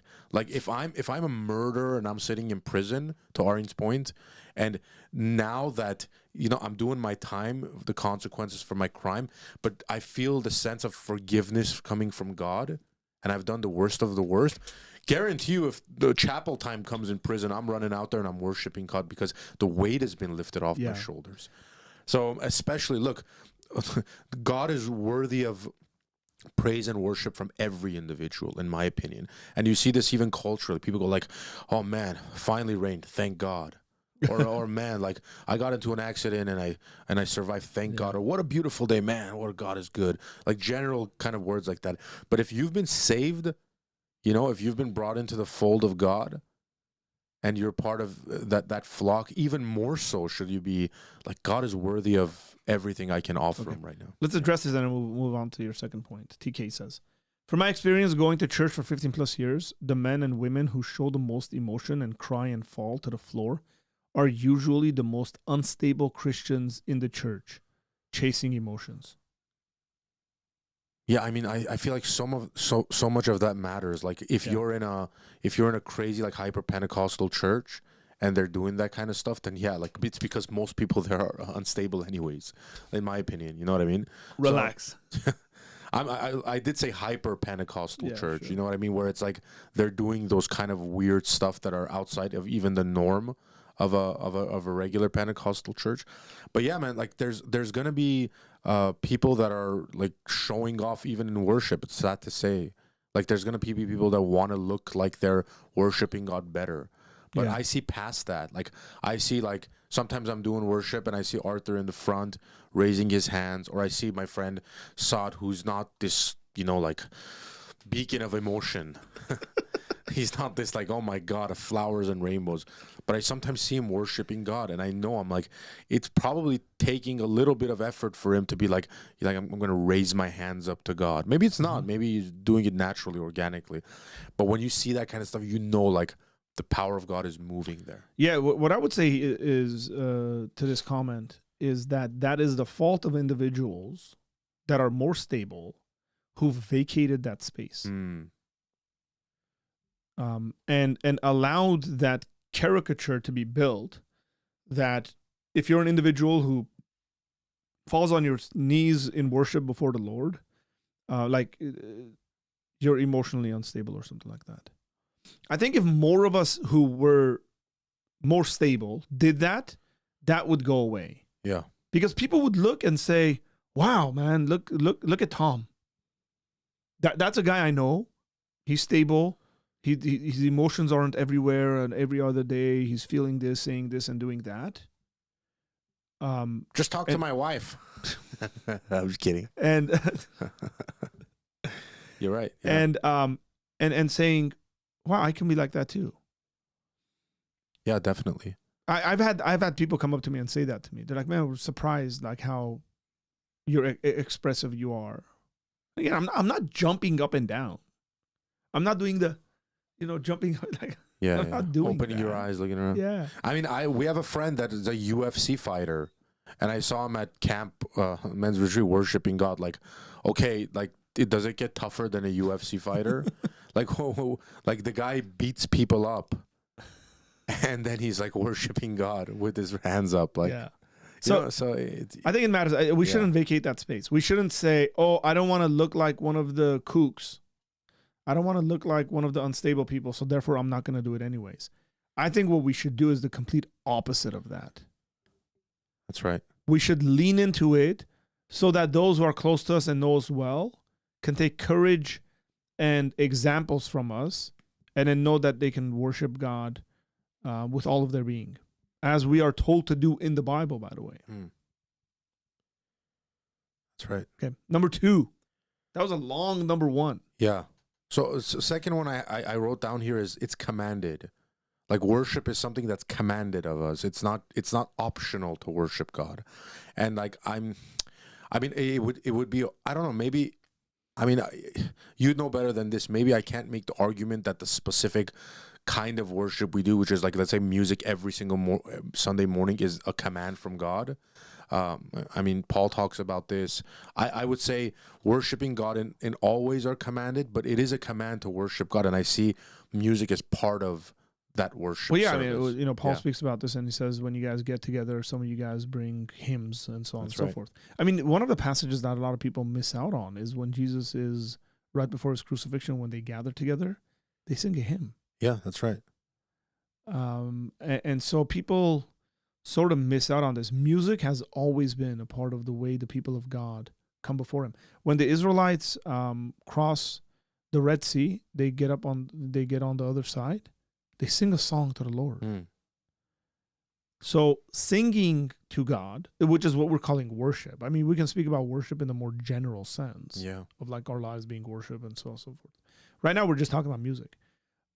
Singing and music has always been a part of the people of God because there's something singing does. I think this is true in regards to music does something. It sort of bypasses certain aspects of our rational mind, I would say. And hits the heart in different ways. And maybe because of instruments. And you should allow it to do that because that's what its purpose is. That's right. Right. So that's one point I have. A third one I put is it aligns with our hearts, or it brings us to a place of understanding. There's the Psalm 73 that I've read before in our worship services. But when I thought how to understand this, it seemed to me a worrisome task until I went into the sanctuary of God. Then I discerned their end. Yeah. Like, that's beautiful, man. Like, sometimes in moments of worshiping God, whether it's in prayer, whether it's in music, it's when God gives you clarity on something. One of my friends came to God, came to Jesus, repented through a song. Like, this guy listened through a sermon, and he didn't, like, the sermon didn't hit that way, but he listened to one song, and by the end of that song, he was on his knees. Wow. And this happened to my wife too, by the way. My wife came to the Lord during a worship service and never looked back. So, you know what I mean? If you're open to that, before we start our services, I always say, like, Lord, soften our hearts so that we would be attentive to you, that your words would stick to our hearts, that we would trust in your ways, we would be able to discern, and you would give us clarity. Yeah. And I think if you're open in the moments of worship for God to speak to you, he will. And just like I read in this psalm, he'll give you clarity. Amen. Hey, thanks for the super chat, Narek. Appreciate it, man. This is very encouraging. Joel says, watching you guys talk about worship, you guys are so down to earth. I've seen a lot of intellectual / surface level about Christianity. How do we encourage down to earth real Christianity? You want to answer that, or you want me to answer that? Why don't you take a turn and I'll come. Yeah, for me, man, who's this, Joel? Joe, I would say for me, it's loving people and understanding the culture. Like, if you love God and you understand the culture, then you would want to bring people to Jesus by whatever means you could. Again, those means don't need to go outside of like Christian orthodoxy. Like, you don't need to be like having your pastor come through like a zip line onto the pulpit. I'm not saying you take things to the extreme. We all know that. By the way, when people go like, "Oh, then what's the line? What's the line?" You don't know, like, there is no line. No, there is, man. And generally people know it. Like, a normal person would be like, "Wow, this beautiful music is really like touching my heart. Oh, that guy coming down from a zip line is weird." Like, people know that kind of stuff. Everything doesn't have to be written down. But I think if you love people, you care for them, and you want to bring them to Jesus, you would do good to understand their culture, to understand how they worship God, to understand what kind of things. If you're bringing if your church consists of a bunch of 20 to 30-year-olds, how can you serve those 20, 30-year-olds in a way where they would be engaged in worship? Yeah. And maybe that for a certain area that's singing more hymns. Maybe for a certain area that's having, like a nice full band. I don't know, but you figure that out wherever you are. Yeah. Yeah. Here's what I would say to this. I think there's a lot of people on the internet. I'm assuming you're talking about YouTube culture to a certain extent here as well, that don't have a devotional life, that don't spend time with God, that don't go to church, that are not involved in the churches they go to, meaning they're not serving in the churches they go to. They don't have leadership groups that can check them and call them out on the wrong things they do. And the way they protect that, the way they protect you from seeing that is by trying to be pseudo-intellectuals. As simple as that. And so here's what I would say. I've been saying this I've been repeating the same line to so many different people recently that I'm getting tired of saying it, but it seems like it's necessary. If the electricity grid went down today and if YouTube got deleted tonight, my life wouldn't change that much. Like, it would be sad that I don't get to connect people like you, Joe, and do ministry online and get all the feedback and all the really cool stuff that happens on the internet. But I still go to a church. I still serve at my church with people that are very close to me. I read the scriptures. I worship God by myself alone in my quiet, right? In my quiet place. I read theology. I do all of that stuff, not because I do YouTube, right? As a matter of fact, I wouldn't be able to do this stuff if I didn't do that stuff really well. That's right. David just came in, and me and David were talking about this and talking about when you're constantly giving out, there needs to be an avenue when you're intaking. And we're talking about reading books and having a regular habit of reading that will help you in that. But like, there doesn't always need to be a camera on me. I'm not dying for that attention. I hang out with my friends. Just for we're just kicking it. Like, there's no end goal. I'm not doing it so I can get something out of it. That's right. Right? I'm doing it because I'm relationally connected with the people. And so I think it's a way for people to protect themselves. How do we get people down to earth? Look, just live your Christian life. Live your Christian life. Don't hide behind your intellect. Have encourage people to be involved in their local churches. There's one thing I really appreciate about Michael Jones, as a matter of fact, from Inspiring Philosophy. Michael's regularly telling people, get yourself to a local church. Get yourself to a local church. Like, be in a community, be with a group of believers. Because that helps so much. Here's why. I'm kind of preaching here. It's harder to hide when you're close to people who know you very well. You can't fake it. It's going to be exposed. People who fake it, you will realize that they have vast distances relationally. They keep people far away from them. Okay? Because it's going to show. If Tom knows, me and Tom know each other very well. If I walk into the room and say something had happened and I'm angry, he'll notice it. I will notice things about him and be like, what's going on? I will notice things about people around me that I'm close to and go, oh man, like, he's hurting. I can see it. I can sense it. But if I didn't know him and there's a relational disconnect, then you're hiding. And then so you get really good at hiding. That's right. Right. You develop the art and skill of hiding. Like, I know people like this. You're like, whoa, where did that come from? Because they've been hiding. And so part of it is like being down to earth. Like, everything we've said here, we do on a regular basis. Yeah. Right. It's not theoretical. We're not trying to, like, I don't know. We're doing a theology of worship. If you haven't paid attention so far, like, what we're doing is theology. But we're doing it in normal terms, but we're not just doing it from an academic, scholarly perspective, right? with books and stuff, and not to devalue those things because they matter. But we're also doing it from our experience. We regularly worship. We regularly praise in communities. That's right. Right. So again, Joe, hopefully that helps. Yeah, like people will come to our church and be like, man, like, this is so cool. Like, you guys are a good community. How do you do it? It's like we don't do anything different.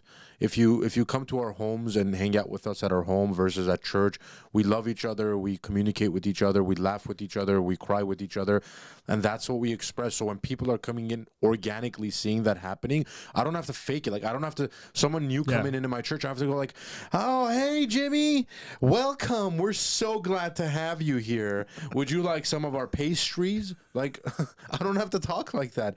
I just, hey, what's up, man? And they see me communicating. I go up to them. What do you do, man? Is it your first time?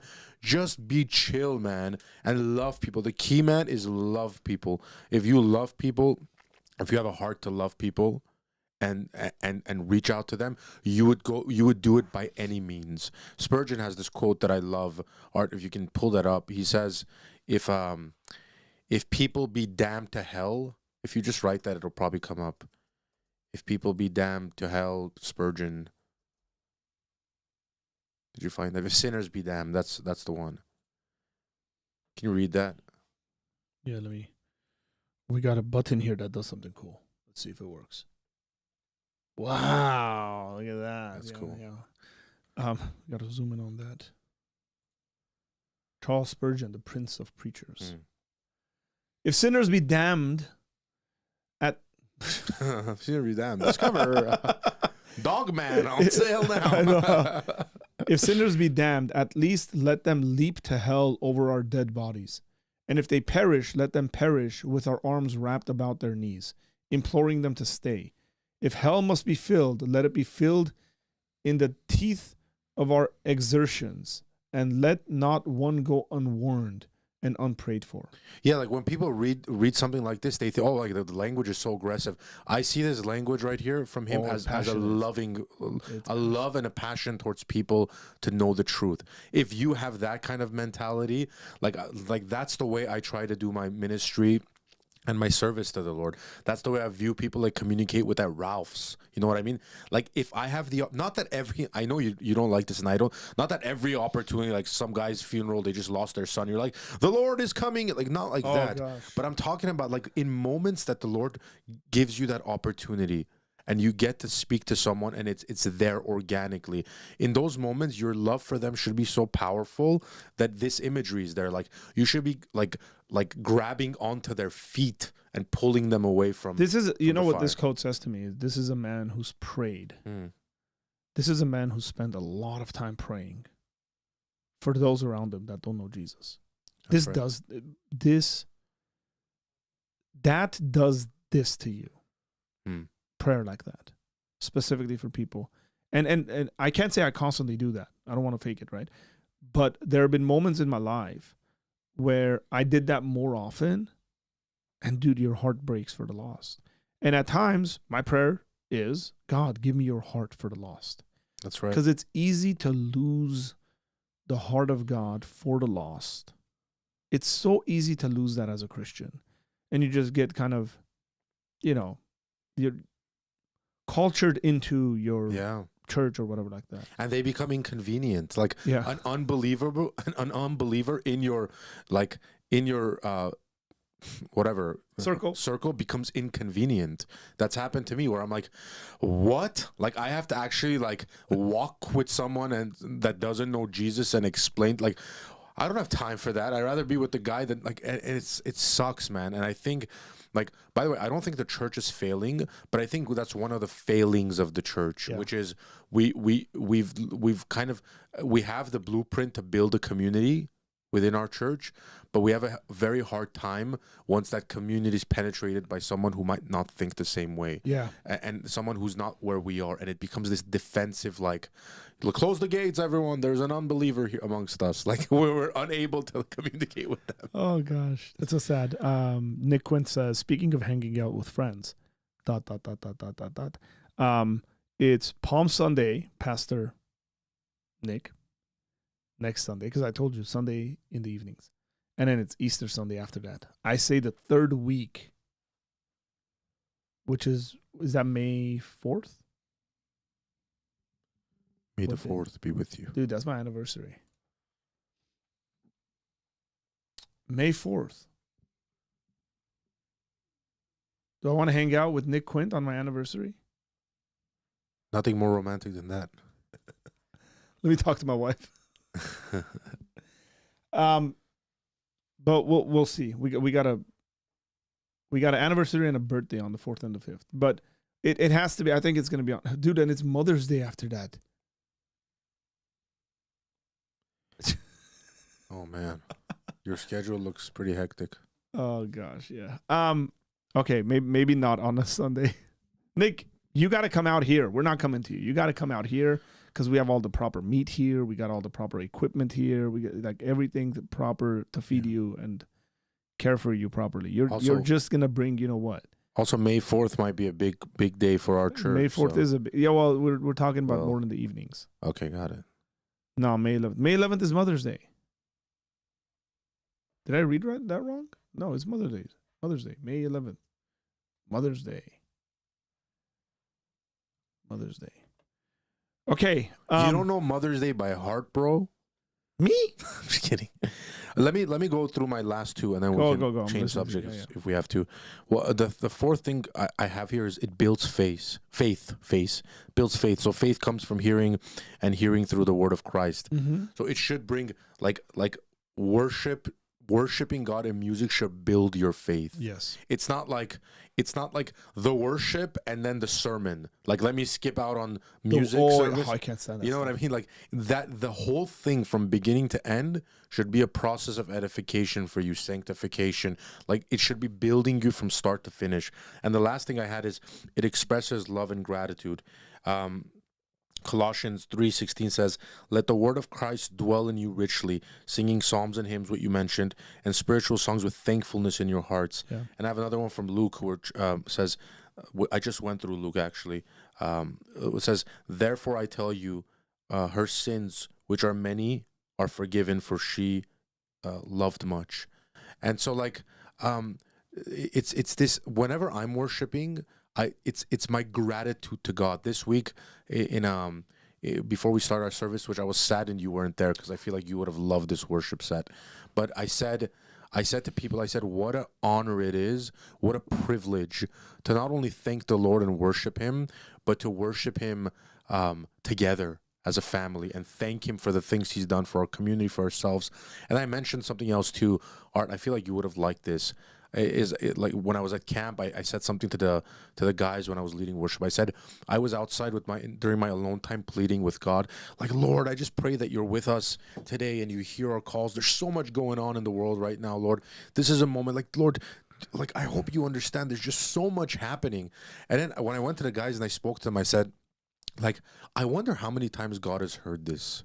Like, through world wars, through famines, through hunger, where people all over have just reached out, like, Lord, do you know how this feels? Like, and I said, and what's amazing about God is, as great as He is and as big as He is, and I mentioned how the giant that God is that He hears us personally in those in those moments where we're calling out to Him. Yeah. God personally hears my aches, the same way He heard the aches of someone in World War II, someone in whatever, in any other time of famine, a disease, and God responds. So when I'm in those moments of worship, even doing it as a community, I'm always aware, like, as I'm giving thankfulness to God, as I'm showing my gratitude, that He's hearing me on a personal level. Yeah. And it's so powerful. I agree. Tom, you've been leading worship for over 16 years now. Why don't you have an album or a cover album or a Tom Christmas edition album? Money, money, money. Someone was telling me at camp, they're like, they were saying this in Armenian, but they're like, whenever you ask this guy, like, why aren't you doing this? He goes like, I have no time. singing in Armenian. Like, I have no time. Like, realistically, it's I got no money. No, man, I've thought about that. Maybe being a co-host on Apologia Center will eventually get me to that place. I've never I've never cared for it that much, bro. Literally in this case. No. Like I haven't I've been more in the live worship service. That's been my ministry, like to lead people into worship in a live setting. But I have thought about that recently, like if there's some good music, or if I feel like there's ways that my music could benefit people worshiping God that they're not already, then that's something I would consider. I think we should be writing our own music. I mean, lyrics and music. I'm working on some stuff. Do you think it's wrong? This is a really good question. Do you think it's wrong to bring instruments or play a song in a melody that triggers more emotions one way or another? So it makes you feel more happy or sad. For example, playing music while you pray. This is like when I'm praying and then Emil's on the piano in the back doing his... Playing like a Nintendo Emil, man. So, as someone who is extremely aware of how you can manipulate people from the stage, let me just say this, by the way. You don't need... We need to get your keyboard in there and plug it in. Kidding. Okay, I'll stop. As someone... And here's what I was going to say. You don't need music to manipulate people into feeling certain things. You can do that with your voice. That's right. You can make people feel guilty. You can make people feel broken. You can make people get hype. Come on, church. Are we not that? And here's my general take on this. If it's appropriate, it's okay to do it. We go through a range of reactions throughout our days with various things that we do. Right? That can be with watching our kids play sports. Like I was on the sidelines this weekend watching my son play, and I had a range of emotions because it's my child. And if I did that just like walking down the street, you'd say, this guy's nuts. But if you see me doing the same thing on the sidelines of a soccer game, you put the two together, you go, this is appropriate. He's celebrating. That's right. So it matters. And so in speech, or else we'd just be monotone. Like we wouldn't, no emotions, nothing, even when we're speaking. Right. Like sometimes you want to shake up your congregation and get them going because you feel like that's needed. And sometimes, the tone of your voice changes because you're caring for them, right? And I would say music is the same way. Does the occasion, or is it an appropriate sort of thing to do in that moment? Now, you also have to have individuals that are pretty self-aware, not to be doing this stuff for manipulation purposes. The sad thing is that I think there are a lot of people in the church that do it for that because they want to get an emotional reaction, and they'll do various things. But that's my take on it. I don't know. Tom? Yeah, I would say discerning what's from the Spirit and what's not is so important when it comes, especially as a worship leader. I know this is kind of a cliche saying. I don't know if you guys have heard it, but it says to be a good worship leader, you have to be a lead worshiper. And that's like I try to discern what's from the Spirit and what's not. Yeah. For example, like sometimes a band will repeat a bridge 95 times. You are Lord, you are Lord, you are Lord, you are. And it's like by the 30th time, people are going to the bathroom and stuff like that. So that's not discerning with the Spirit. The way I think about it is, if I'm worshiping God and a moment comes where I want to repeat something or play a nicer chord, or is that leading me to worship God? If it's leading me to worship God and I'm doing it wholeheartedly, I would hope that expression is received by those who are singing with me in that moment of worshiping God, and they would understand that the Spirit is leading us to a moment. But I think it would be very weird if I sat down with my worship band and meticulously planned, like, not that, this chord sounds really nice, this is a nice I was gonna say transgender, this is a nice transition into another into another song, that stuff is all fine. Some cuts, some cool stuff, get people hyped up. But if I'm sitting there like, hey guys, how can we make people, force them to become emotional today? Gosh. Like, what can we play? What song list can we choose so that you just like rip out their hearts and you make them either whatever guilty or like I think that's of the devil. Like, I don't think that's just wrong. I think that's demonic kind of stuff. Yeah. I think worshiping the Lord should be always led by the Spirit. The Spirit is there. The Holy Spirit is there leading us, whether we're preaching, whether we're giving from our money, whether we're singing, whether we're doing acts of service. The Spirit is always there and leading. It's, are you attentive to His word, or are you going off on your own tangents when it's worshiping God? Yeah. Tom, have you, Tam, it says Tam.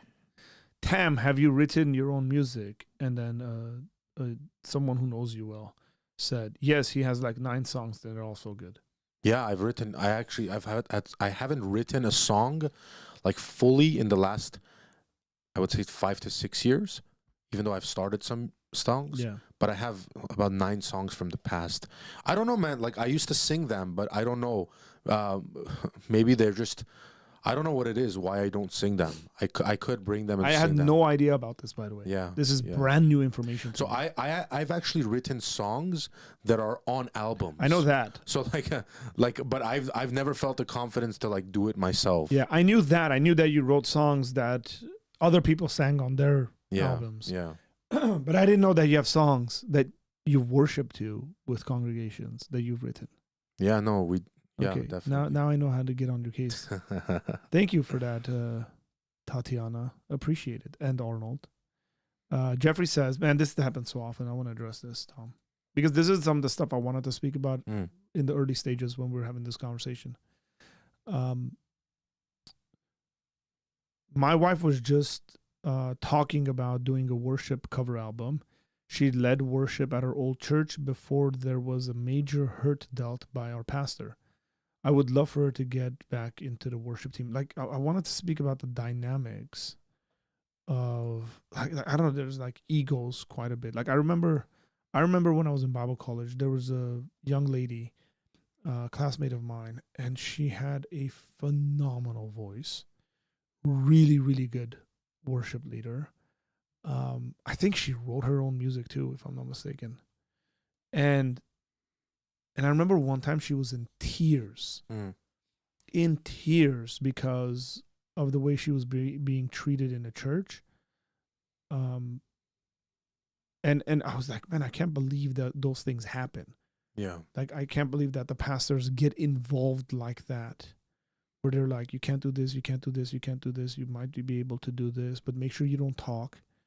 And she was so broken over it. And this has just stuck with me. I was like, oh man, like, that's something that I would never do. Right. Like, so there's like good conversations you can have and all that. But like the dynamics between, I guess, church leadership, let's just say, instead of just saying pastors, and worship leaders, there is an issue that happens often, I think. You want to speak to this?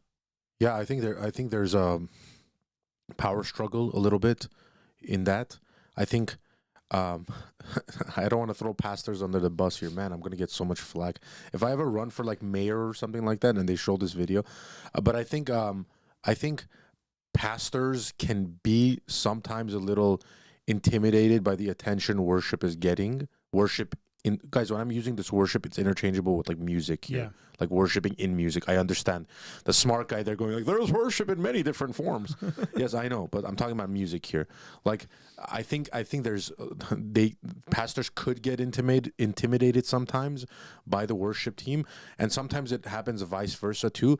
But like, I don't see, like, I even hate the word worship leader. Like, I refer to myself sometimes as a worship leader when I'm trying to explain what I do at church. Yeah. But like, it's just a part of the church service, in my opinion, and you're like conducting the music to go through that.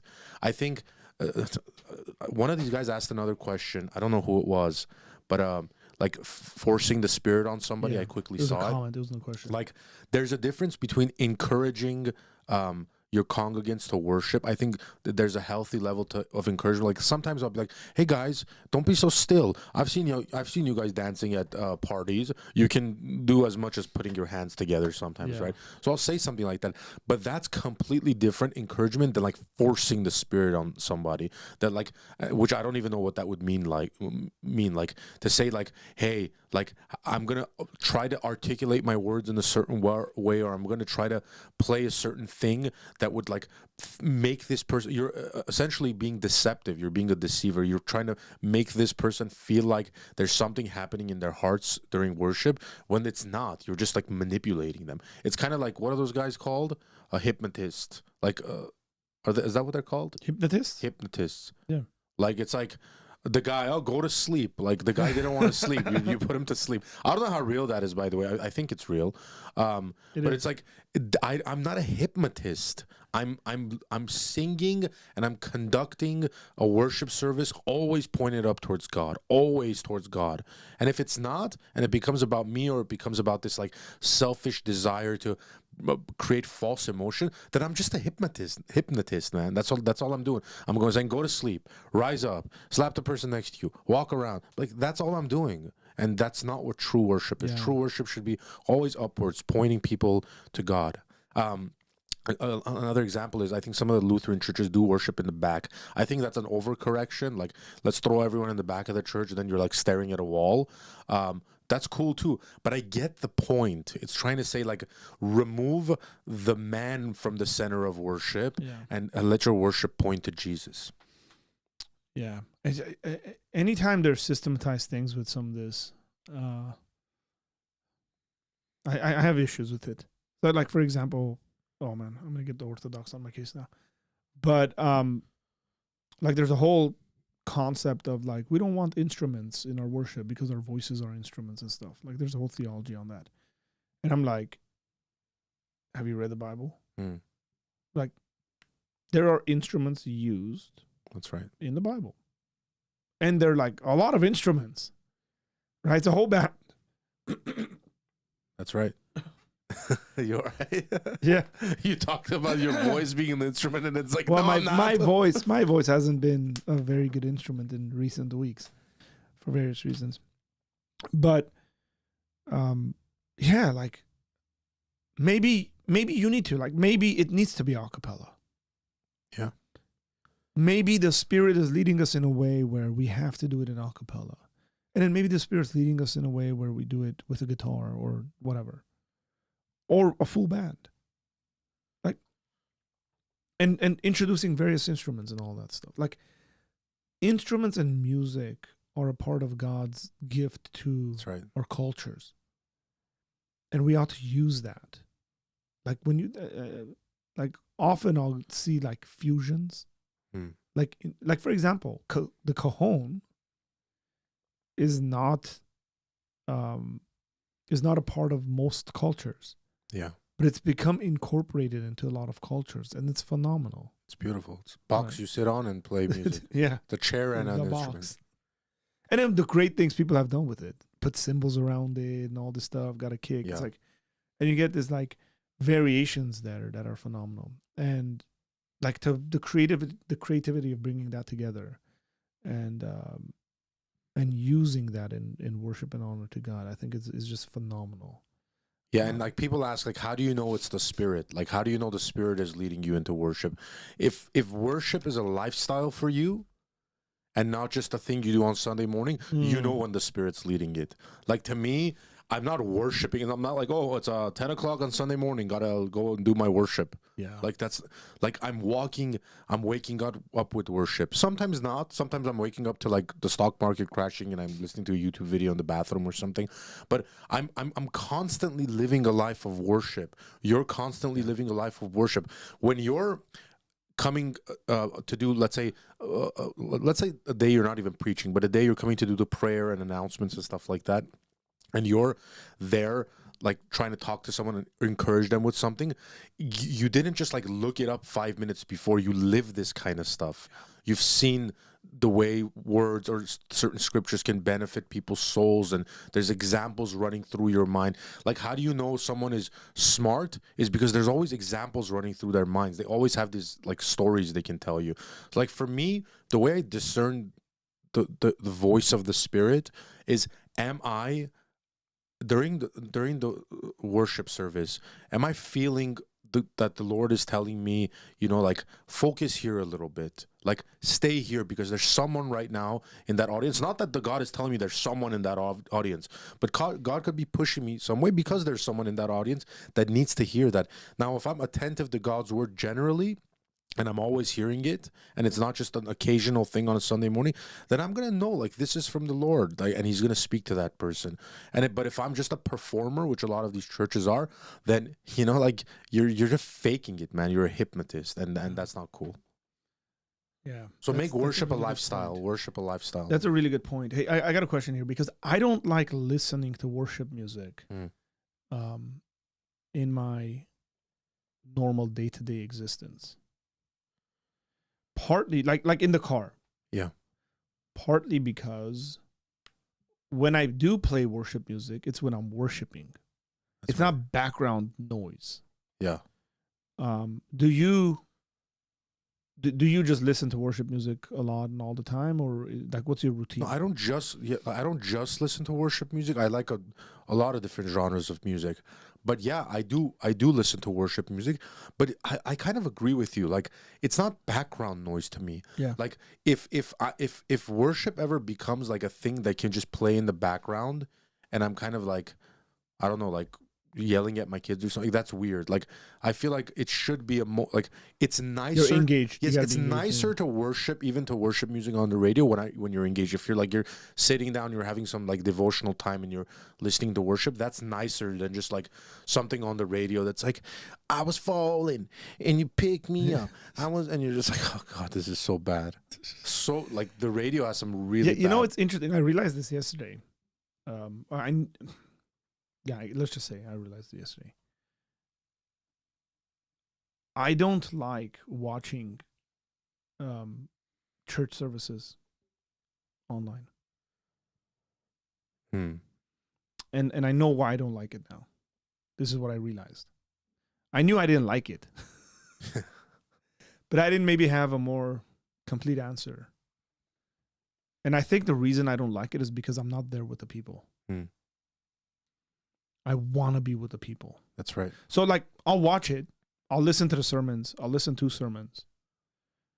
But if I'm not present with the people, like engaged, and I'm just like doing something and it's going on the side and stuff like that, I hate that. Like, and really bugs me. And dude, like, you can't always replicate what God does, like in live the replay. Like this is why you need to be a part of a local church. Yeah, like when we went to Big Bear. Yeah, come on now. And like we had like this spiritual time, like nothing crazy was happening, but we were praying together and we were worshiping, and it was this powerful time. If I recorded that and then gave it to one of the guys that didn't show up, like, hey man, watch this, it's going to be powerful. Like, it's not, because at the time that it was happening, God was moving in that moment, and maybe it was momentarily, not maybe, probably was momentarily for the people that were there and that were engaged in it. If someone plays the replay, they might be like, oh, that's a nice prayer Arthur did or Tom did, but they're not going to be engaged or moved in that sense. Like, you can't replay the work of God randomly. This is one of the things that's problematic with us recording everything. And then expecting there to be consumers of the things that we're recording. Whether that's a church service, like whatever it may be. There are certain things that you only can participate in properly if you're actually there to participate in that. That's right. Right, like you are present in that moment. Now I'm going to get a bit like Pentecostal here. Okay. Let's see if you agree with this. Go ahead. And you guys tell me what you think about this. So I think God localizes his presence. I don't think that's a controversial thing I'm saying. And I think God, like, if you're not there, you've missed out on God's localized presence. Now, Now, we do see examples of this where, like in the Old Testament, and specifically, I think it's with Saul, where like the prophet, God's spirit comes upon the prophets and they prophesy, and Saul is somewhere else and he starts prophesying. I'm pretty sure I got that reference right. But I think there are times where you miss out in God's localized presence with his people in their midst. And again, I'm just going to keep saying this. Be a part of a local church. And again, church is not about attendance. Church is not about like, oh, I did my duty, I showed up Sunday. Like being with the people of God is, number one, Sundays are a celebration of the resurrection of Jesus. Yeah. That's why we have church on Sundays, not because whatever weird conspiracy theory you might hold to, if you're one of those people. The Catholic Church invented Sundays because, that go away. We worship on Sundays because Jesus resurrected on a Sunday. And it's a celebration of every Sunday is a celebration of the resurrection of Jesus. And we participate in not just sermons. We participate in communal worship. We learn. We participate in communion or the Eucharist. These things matter. That's right.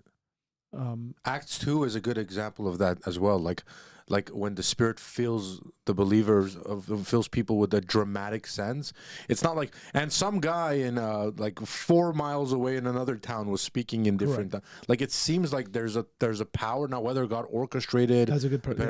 For like who to be there and stuff. Regardless, like God moves in people. And all these people come to believe, and it's happening in a localized sense, where he's like moving within those people. I mean, you could probably hear about that and be like, man, that's a special moment. But from what I understand from the text, the only people experiencing what they experienced were the people standing right there. For whatever reason they were there. So that's a very good example. Yeah, and again, this is the thing is I don't want to say fear because I don't like that kind of thinking, but you get to have this expectation of, I'm going to get to experience God with my people. That's right. I'm going to get to experience God in this community that I live with. That's right. That know me and I know them.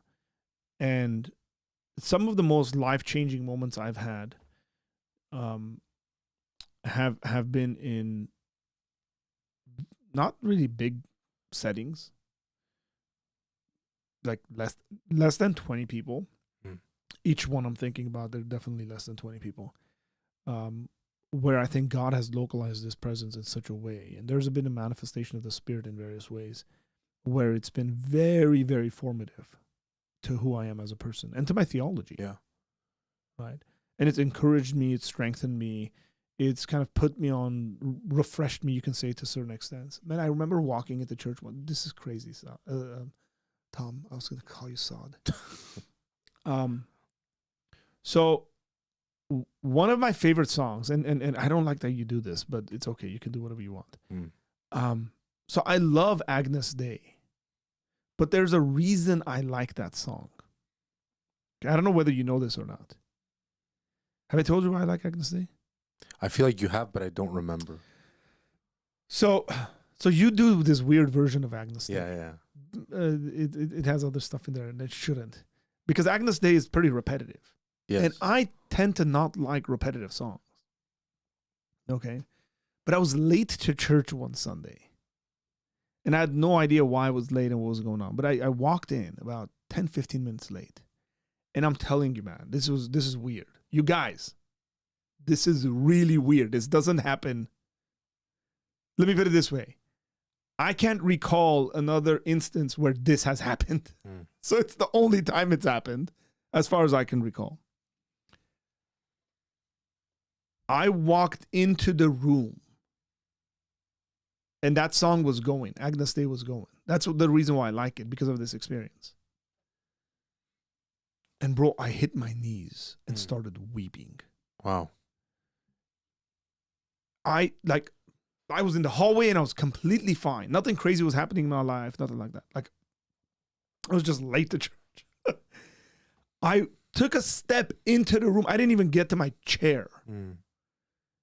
And I just had this crazy sense of God's presence. When I say localized presence, that's the sort of stuff I'm talking about. It's as if, that's a very important word, guys, as if. It is as if God wasn't in the hallway, but he was in that room. Wow. And there was this heaviness that came upon me, but not like in a burdensome kind of way. Just like, wow, like God is present here. Now, I think God's always present and all this stuff. But like, and I fell to my knees and I just started weeping and worshiping God. That's the reason why I like that song. It's because of that experience, this tied to that experience, there, you know?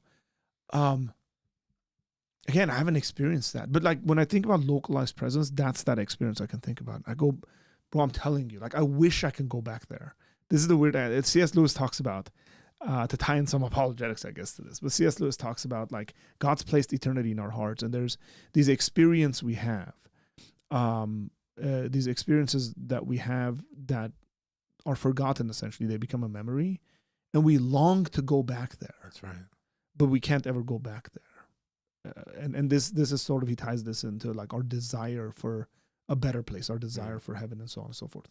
Because we were created for that. Like our desire for the living life in Eden with God.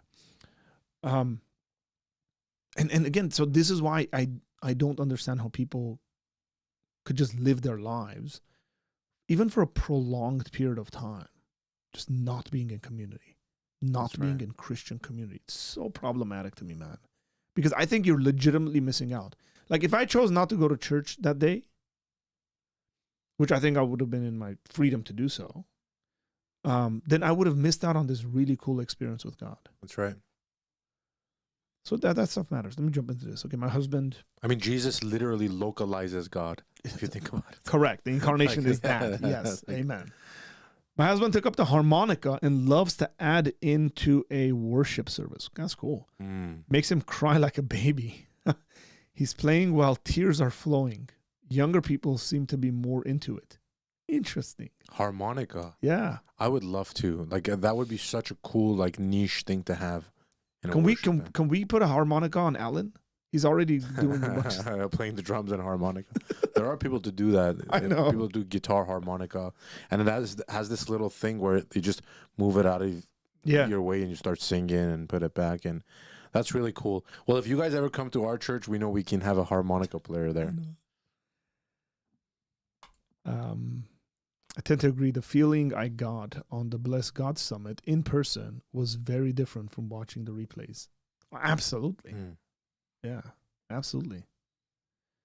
My church has about 20 to 25 folks. Worship hits different when the church is smaller. That's true. But it also hits different when it's bigger. Like, so we've gone through a growth in recent years. Is that fair to say? Yeah.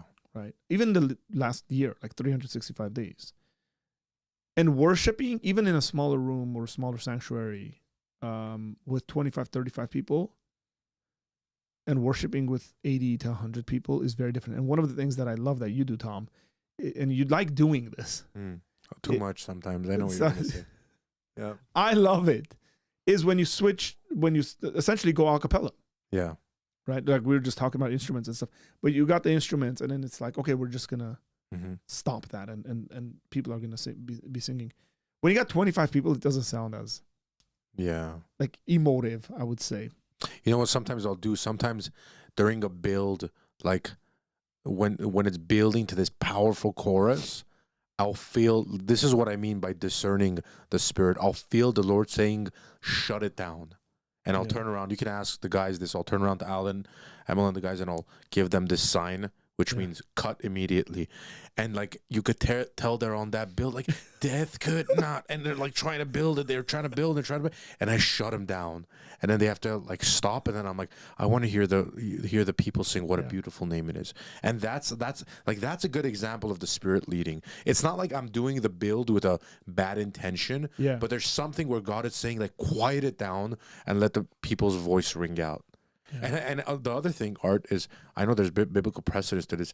I think God loves to hear our voices in worship. I think he enjoys it. They're precious to his ears, right? Like, so I think, and yeah, like, could God hear our voices when there's like instruments playing? Yeah, of course. Like I'm not saying that, but I think there's this beauty of like when things shut down for a second, and the people of God are expressing their worship to Him. This is partly. This also goes against people that might not be as comfortable singing. Yeah. Where they're like, well, I'm singing in my heart. I'm like, congratulations. God bless you. Yeah. Look, I said something earlier, and I think Nick caught onto it when I said I clap off beat. He said, what you guys missed is that Arthur has no rhythm. I'm not the greatest singer. Pretty bad, actually. Like, my voice isn't, I've gotten better. I used to be a lot worse. But that stuff, like, doesn't bother me. Again, it goes back to, like, does God deserve my voice? He's the one that gave it to me. That's right. Is the thinking I have in my mind, right? And the idea of kind of, it's a cop-out to me. Like, well, I'm singing in my heart. Yes, and that could be just fine. But if you're always doing that, it very clearly tells me that you're uncomfortable with yourself, uncomfortable in community, uncomfortable in singing. Like, that can't always be the case. That's right. Right. So you ought to express, again, we were talking about emotional expression, but also like expression in a very physical sort of sense. So there's sound coming out. And you're saying these things to God. Proclaiming these things. And I'll say this as a worship leader. Like, I'm much, like look, Art, you know this. There's always that there are a couple people, very rare, where they'll just be like screaming random things during, like, and you're just like, this is like completely not even in the. It's there's a different planet, and that's how they sing in that different planet, and you've brought it here, and that I get. Like, there's some people that are genuinely distracting. Yeah. I've noticed in churches, but I'll say this from a worship leader. 99.999% of the time, no matter how good you sing, it's beautiful to you when you sing. And the thing is, when voices come together, okay, it sounds better. The people that know how to sing will immediately correct the tones of those who don't. It'll happen. If there's 5 people in the room that know how to sing, and there's 45 people that are not great at keeping a key, I guarantee you those 45 people will eventually, during that song, you've heard this, right? Yeah. When like a bunch of people sing, you're like, well, that's on tune. But then if you that's on key, and then when you single them out, you're like, oh, like, but why is it that they're able to be on key? Is because they like morph into this choir, this like natural choir that builds, and then you're like, man, this sounds good. It sounds like the song.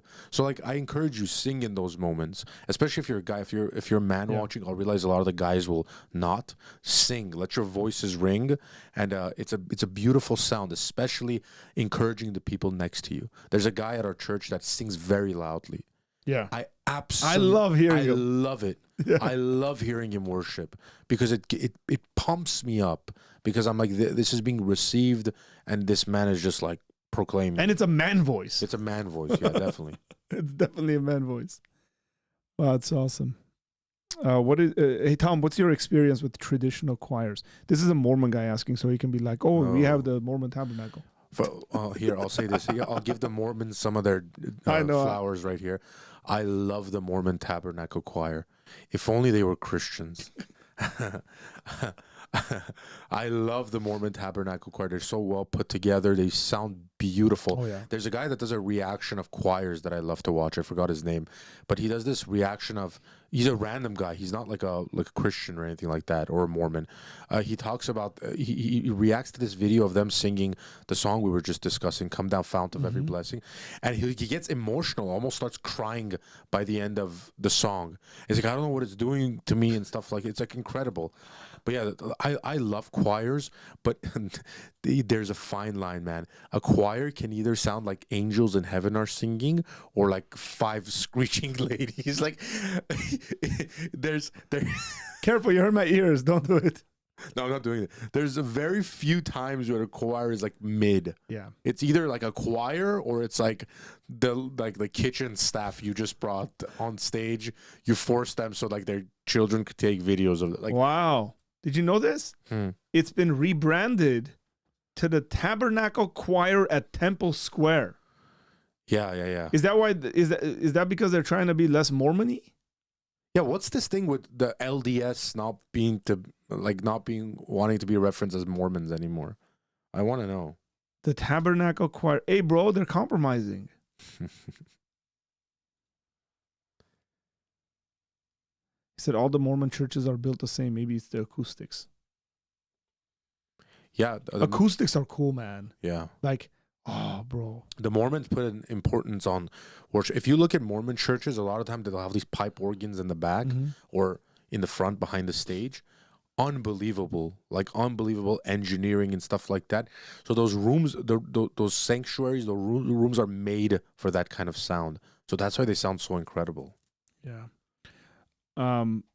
Look up the LDS style guide on the name of the church. The prophet gave a whole take on this, a talk. When he says the prophet, by the way, because the Mormon church has contemporary prophets. That's what he's referring to. Yeah. Unless I'm wrong, Jacob. I'm pretty sure I'm right. One day I went to church after 2 days at a conference with lots of worship.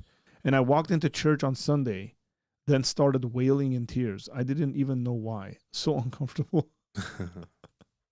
That's how you know it's God. When you're like uncomfortable and you're doing it. Yeah. People see me. There are some terrible choirs out there. Oh, man. We should do that art one day. We should just like react to choir fails. I'd love to do that. I don't know if I'll have anything to say about that stuff. They're changing their ideology. Mormon apparently is derogatory. Really? Okay. I didn't know Mormon is derogatory. How is it derogatory? Like you're a Mormon.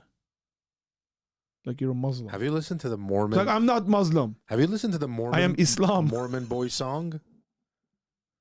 Have you listened to the Mormon? I have no idea what you're talking about. Can you play that, please? No. Please. What is it? It's really hilarious.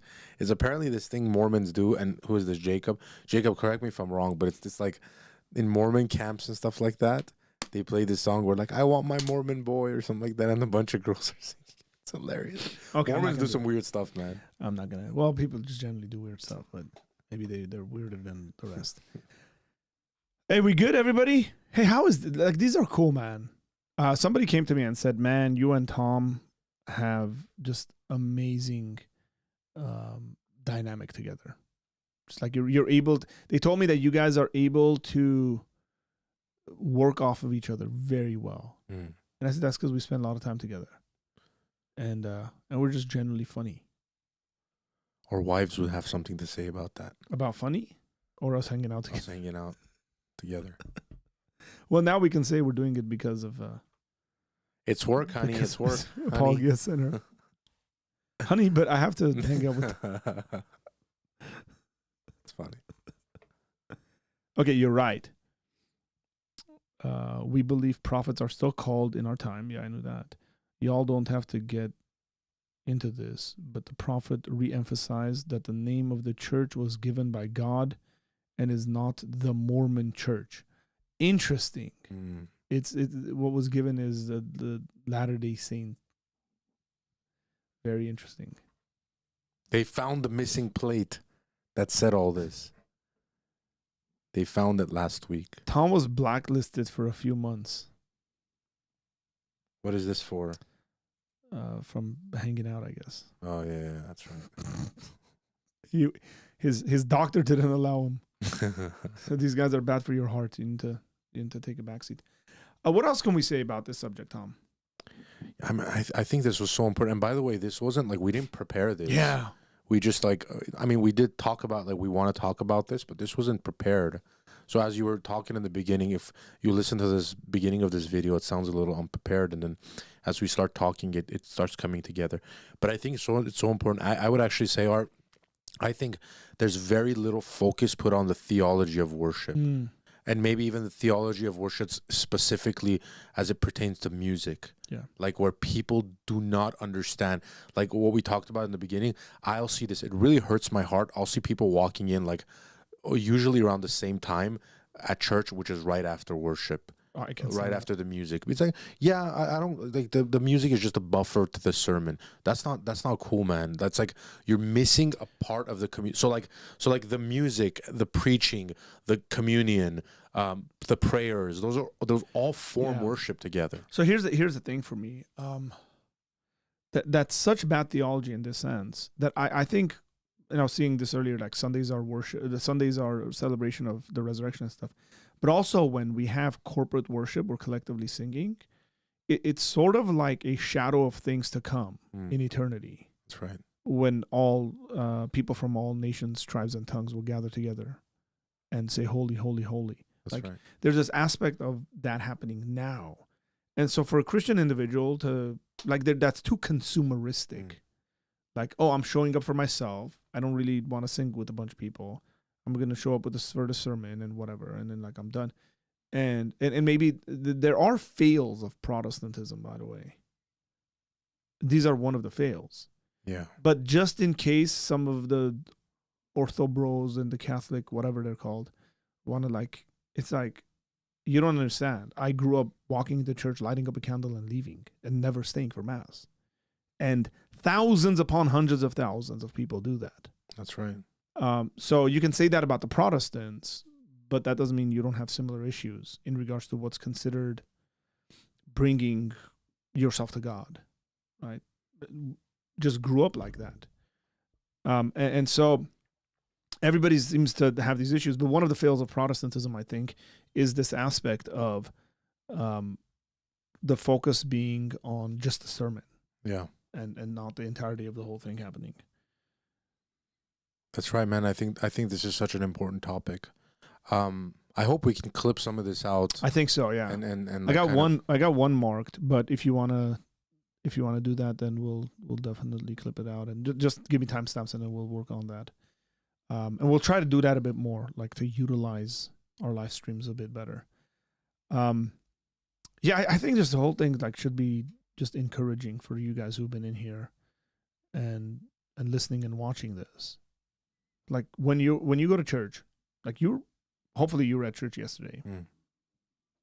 I wasn't, but hopefully you were, and then or you'll be at church next week, and you approach that with enthusiasm, being with the people of God, of saying, "Man, like I get to do this."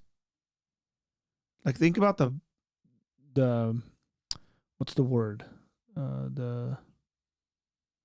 The train of thought there when you go into it, not like I have to do this. Like I get to do this. I get to participate with the people of God here in my local community. And that could be 10 people, that could be 15 people, that could be 150 people, that could be 500 to, whatever, to 2,500 people. That's right. I get to do this. It's a privilege.